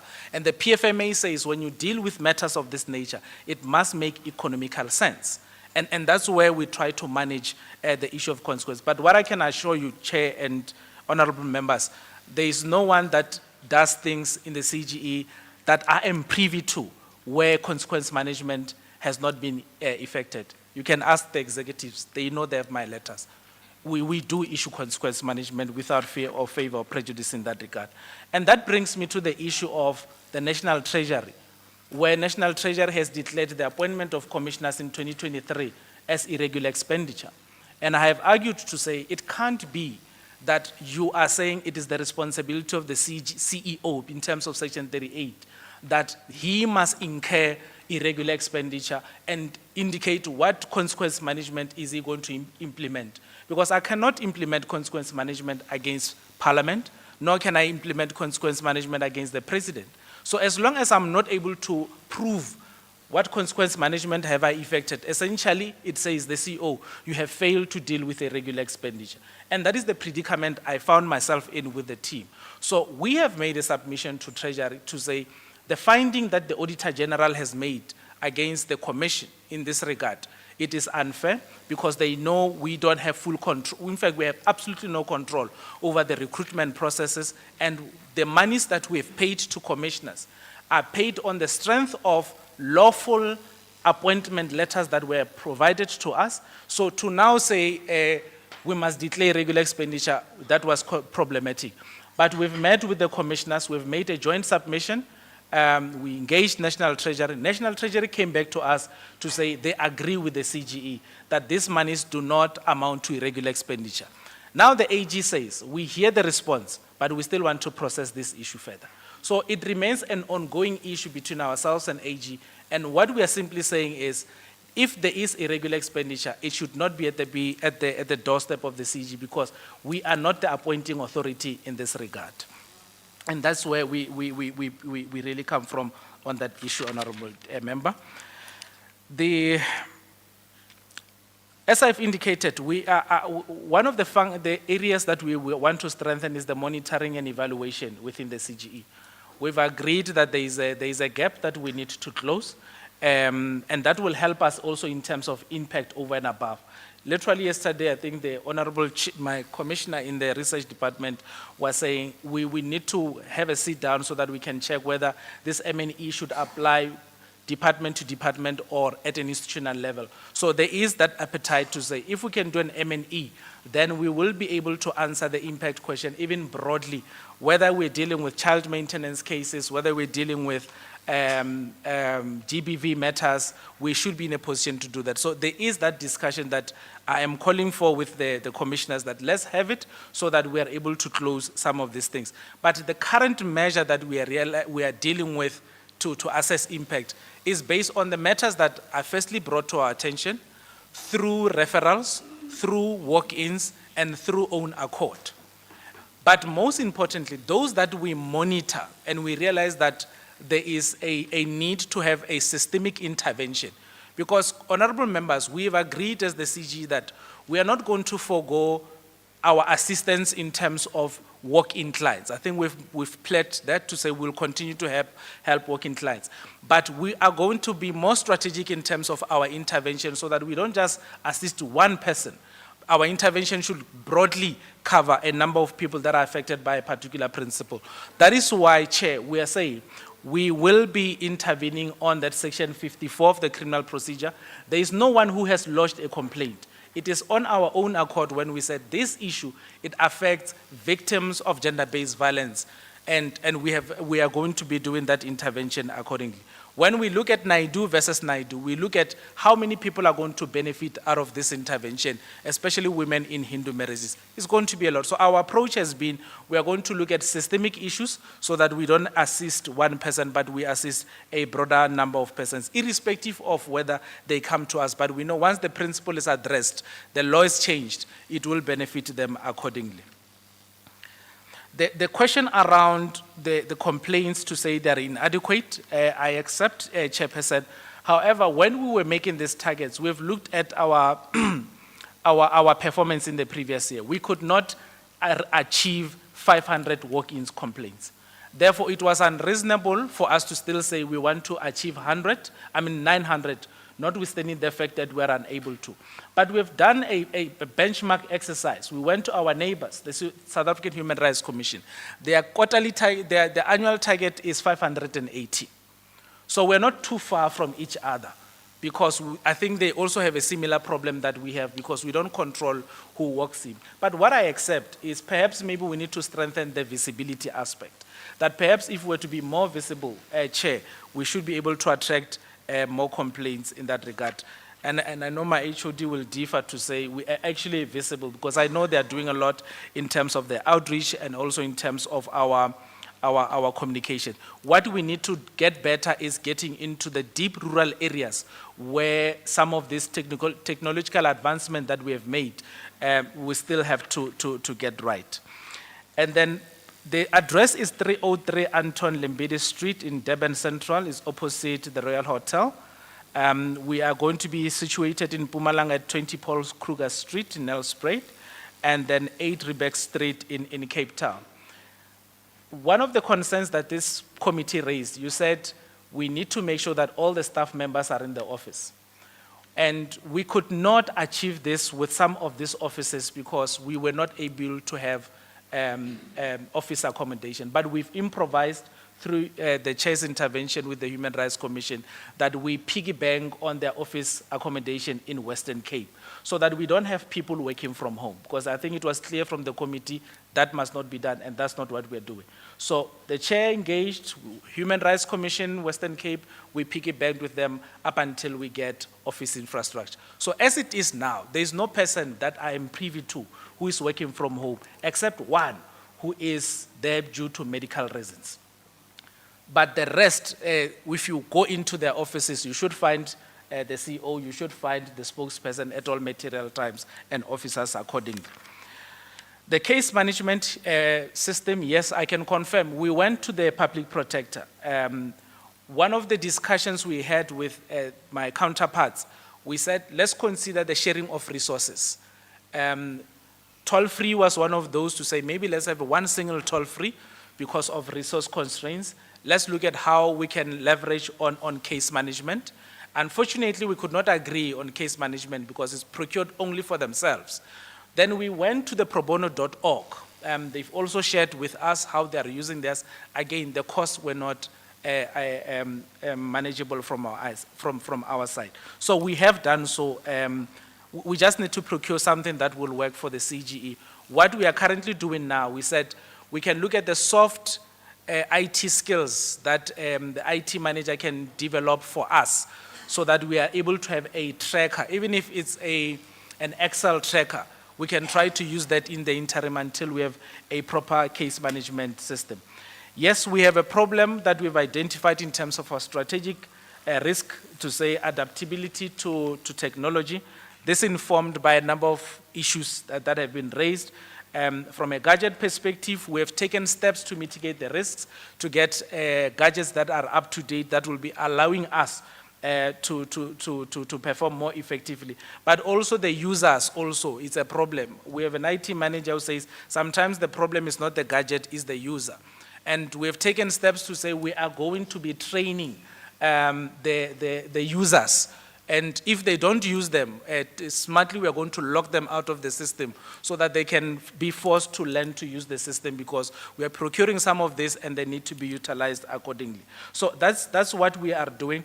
And what are some of these creative ways that we are going to do? The surplus retention is one of the innovative ways that we said. In 2026, 2027, we're going to use from the surplus retention to implement some of the IT commitments that we've made last year that we could not do so. So there is an IT strategy that is clear in terms of our deliverables in terms of year 1, year 2, year 3. We've only approved it last year, so we could not implement majority of the IT strategy. What we have started with was implementing the SharePoint, to say, let the SharePoint be a means to put our records in place.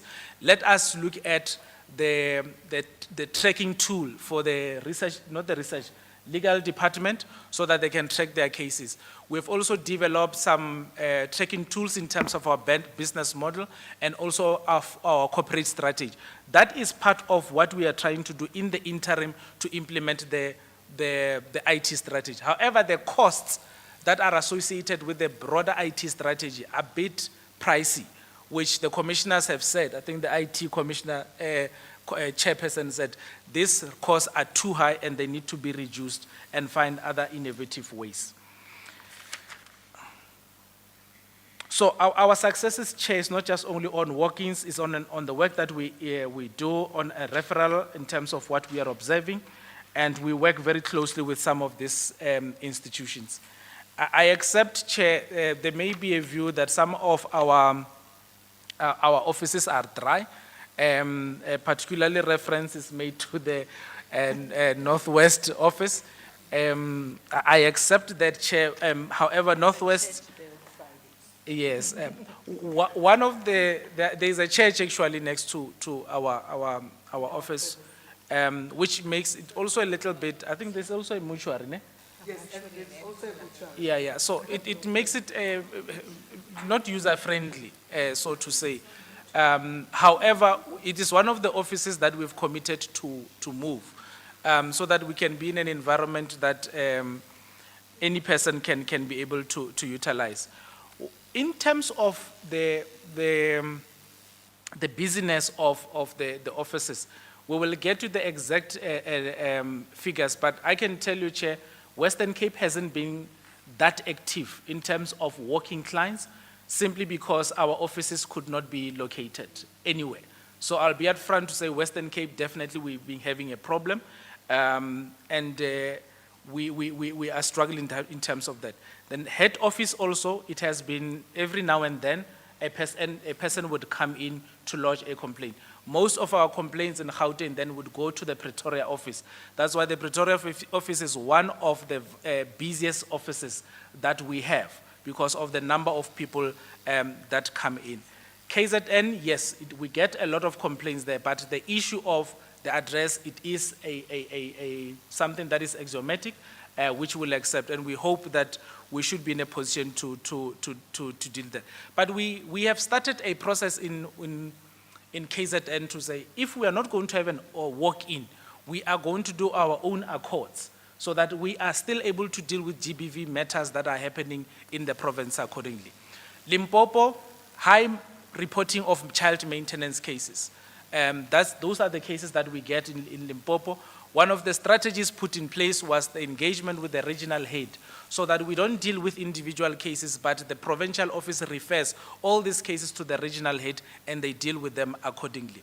Free State, yes, we also have few walk-ins. However, it is largely parental dispute that we are getting out of the Free State office.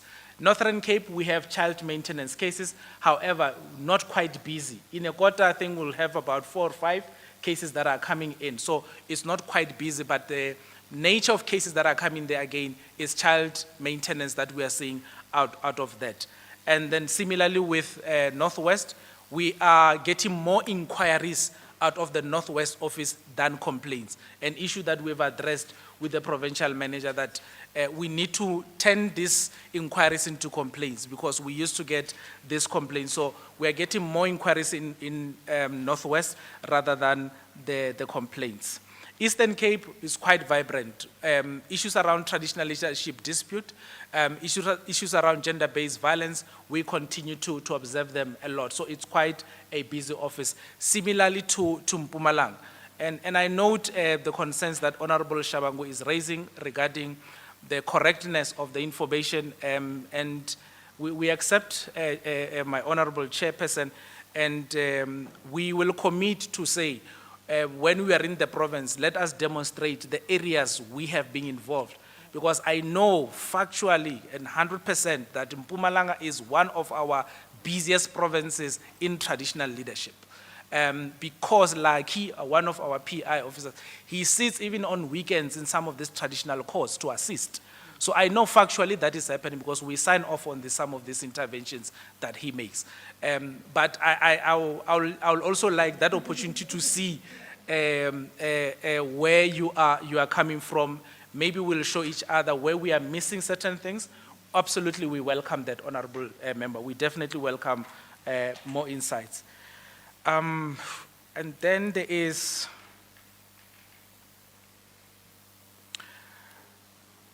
Honorable Kanyile. Sure, these ones are a lot. I hope I'll be able to cover them. So I've tried to deal with the issue of less complaints to say, yes, we accept accessibility. However, we benchmarked with the Human Rights Commission firstly, and we looked at our performance in 2023, 2024, which was not reassuring that we are able to reach the mark. But we accept that we can do more in terms of that. The issue of staff being booked with commissioners and honorable members, I'm very alive to the safety component of our staff. Because after they do their oversight, some of them, they have to drive to their areas, which means they must travel after they drop their cars at the offices. And we have several incidences where now their safety was compromised. And we have taken a decision to say, for safety purposes, let us not compromise them. Where it is late and we realize some of them don't even have motor vehicles to drive, we rather keep it safe and place them in a place where we can take responsibility. So that is where we come from. So with the KZN staff, it has nothing to do with them not being in the office. Zanele and the team are there Monday to Friday. In fact, if there is a small thing, she'll be the first to respond and say, can we please close office now because there's something that is happening downstairs, we're safe. So we are pro-safety as the CGE of our staff because we do value them.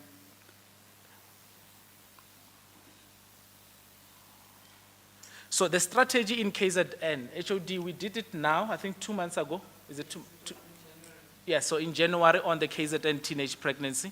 So we have not had the opportunity to assess its impact. And that is precisely why we said, once we have given you the inputs, we will be coming in at a monitoring level where we should be holding you accountable on the things that we said you must do going forward. So we hope we will be able to do that. I accept, Chair, we have not done a specific intervention unless HOD Legal may guide me on the Zamazama shelter issue. If not, I am not privy to the specific intervention that we have made. However, what we have done on a number of occasions when there are issues of this nature, I think Western Cape, we did something similar, where we have said there must be, the gender equality must be considered at the shelters. Because we've observed instances where there were violations, there were rape cases that were occurring even at the shelters, not only by those that have been accommodated, but even the officials themselves that were subjected to all forms of abuse. So we have done something in Western Cape, but this specific one, Chair, we have not, I cannot recall, unless HOD, you are privy to it? Oh, yes, yes. Okay. Yes, so you remind me. So we had an engagement with the Mineral Council because of the issues that we're picking up in the mines. And what was clear is that there are persons that are employed at the mines that are not documented. And when they need to be held accountable, they are nowhere to be found. So what we did was to escalate our discussions with the Mineral Council to say, we need a broader approach where issues of this nature, where we have people that are not documented or the records are not there by your members, which are the mines, there should be a specific protocol or guidelines that mines comply with. So that is what we've done. But in as far as specific shelters, I can only give those 2 interventions that we did with the KZN as well as the Western Cape. The issue of the public works, Chair, these are given in 2025, and I'm glad the committee is aware of that, because I will take you 4 or 5 years back when the CGE made a recommendation to public works that it must make these unused buildings for the purposes of shelters. That was a CGE recommendation. We have met with the DG of Public Works, and they gave us a list of all those infrastructures that are there, which they are committing that they will do for shelters. That is another intervention that we have made at our level to make sure that they are used. There is a shelter, I think, in Northern Cape, if I'm not mistaken, that when the house was now renovated, we had to go and check whether there's reasonable accommodation amongst other things. But that is the intervention that we made. So this Chair comes from the CG recommendation about 5 years ago. And we are glad that is happening, but it's not happening at the speed that we desire. So, and that is something that we obviously have to cover from our end. I accept fully, and I think it's something that we need to correct in terms of sign language interpreters, both in terms of our own officials, but also in terms of how we monitor other institutions. I don't think we have done well here, so I'll concede to say this blind spot that is raised, we definitely need to look at it as COO for our training needs.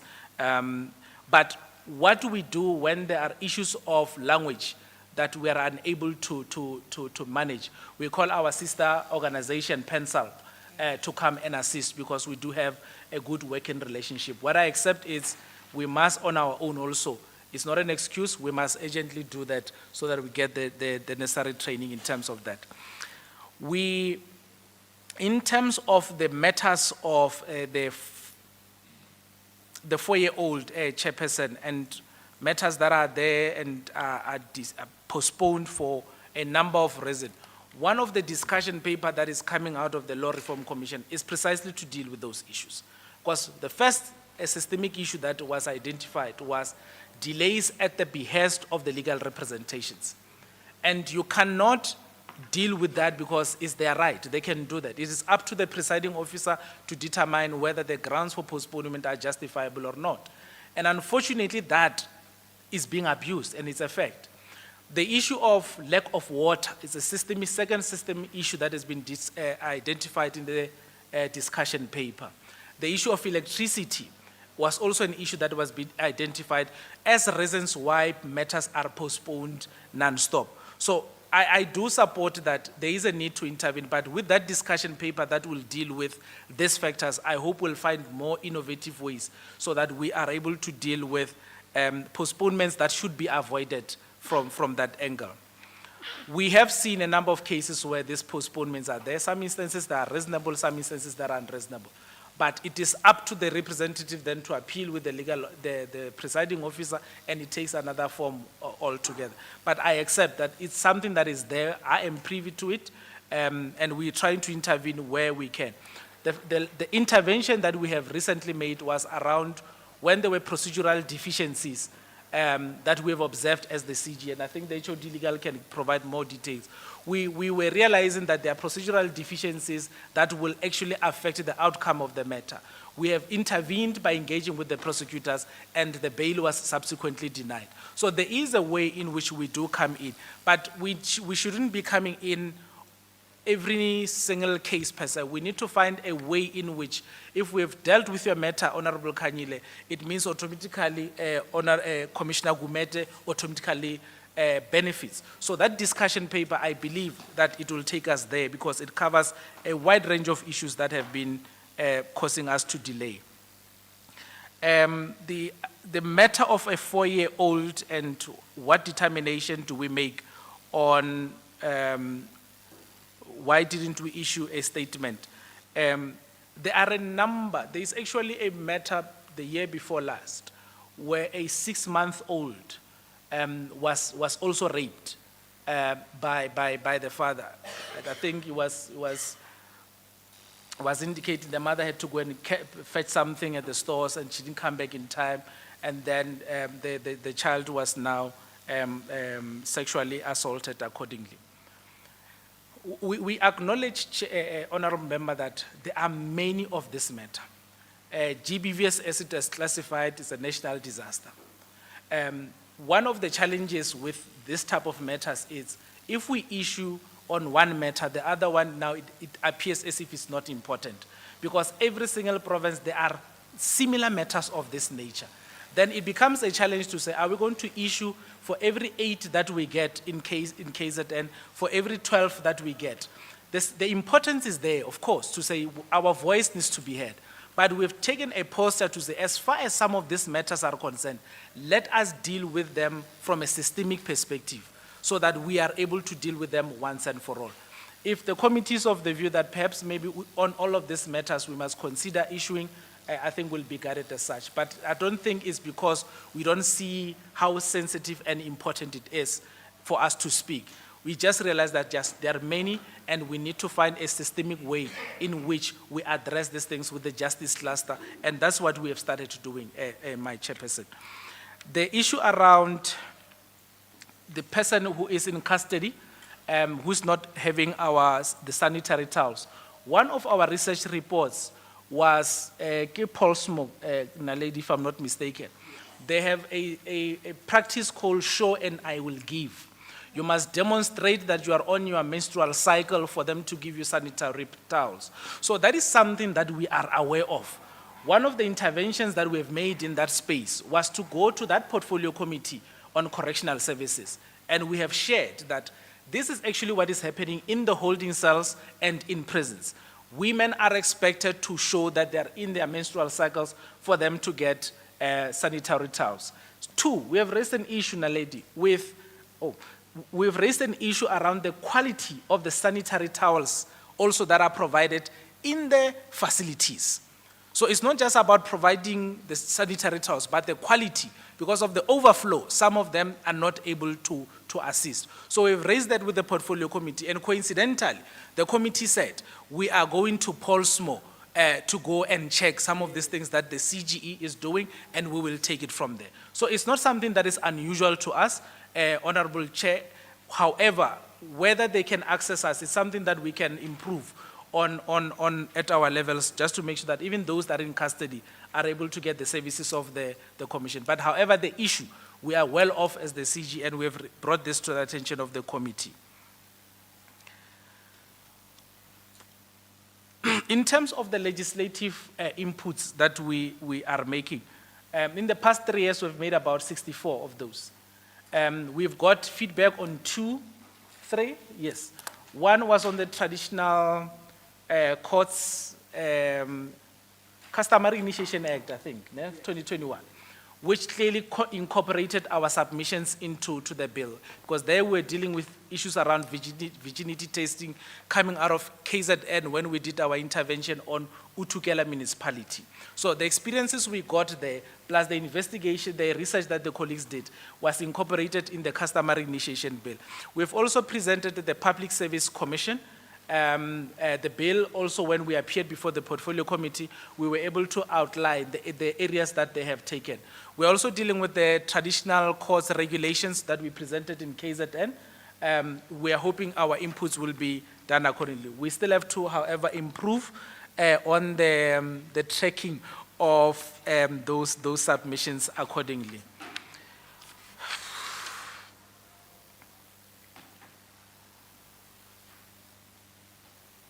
So one of our proposed themes for 2026, 2027, I think it's gender and disability HOD, where we are going to be now having a specific focus on this vulnerable group, because we also see the intersectionality between disability as well as gender. So it's one of those that I know the team has proposed. I'm yet to meet with the chair of the research committee for us to apply our minds in terms of how it is going to take out. But I know it is an area that colleagues have said we need to intervene and have a position on. Yes, may I just one last? Yeah, sure. Go ahead. The toll-free, Chairperson, I called that toll-free because I wanted to check if it's working. That's how I wanted to check if there's value for money. I was disappointed. Firstly, because the person that was on the other side was very dismissive of me. Because I've tried to explain that I'm discriminated against, I need assistance, and that person just said, no, find your way. And I was worried there. So there and there, I said, we are not going to deal with this. We need to get a proper service provider who firstly understands that you don't have to render a service only to a particular group. Any person who says, I am discriminated against on the basis of gender or my sexual orientation must receive the audience. I've written to the service provider, we said, we cannot work with you. We are currently in a process of, is it the service provider to get us a new toll-free, so that we are able to deal with it. And that should tell the committee that we test our own processes. I'm one person who will call, Chairperson, rest assured. I will call and say, this is not working, and we do that. But in the interim, we said we will use our WhatsApp channel number, which is generating actually more complaints than we were. We accept that it could be the complaints that didn't come in because of the poor service that we're getting. We'll get about roughly 10 cases, but the current number that we get, they shoot up to 24 through the WhatsApp channel. So we have improvised in the interim, but we'll make sure that that toll-free number is there. Chair. On your WhatsApp number, are you able to, is it like, you know, these days when you've got a claim, you'll open it up, you'll say hi, and the WhatsApp bot says, how can we help you? And it says, do you want to log a complaint? It gives you a drop-down menu. Do you want to log a complaint? More information about the CGE. Are you able to offer that? For example, can I log a complaint on your WhatsApp channel or not? No. One of the recommendations from the committee actually was that we need to have a chatbot on our website, and I believe also on our system. We could not do the chatbot now because we wanted the contract with the service provider to end. And then the new terms of reference with the new service provider will include that chatbot. Thank you, Chair. But I think maybe from us as recommendations at the Portfolio Committee, please do invest resources in that toll-free number and make sure that maybe that toll-free number can even be staffed by some of these social workers that have been trained by the state that are sitting at home, because they would work for stipends. Not that we would want to, but we want to give them an opportunity to get into the space of providing services. So maybe you can have your service provider and see how you team up with some social workers. Please look at the bot, because I think that is also important. Everybody today use WhatsApp. So if we can get your number out, we can, people can understand that they're able to reach you. They can press that hi commission response, can I log a complaint, or can I get, or it will say to you, do you want more information about our offices? And you click on which office you want, and it will give you the address. So maybe if we can invest in that, we know your resources are limited, but please look at that. I think, CEO, you asked me about the resources, the issue of the abuse of resources, and then you said you were not sure where it was, but in fact, in one of the reports that you gave us, it says the role on commissioners in the CGE in 2025.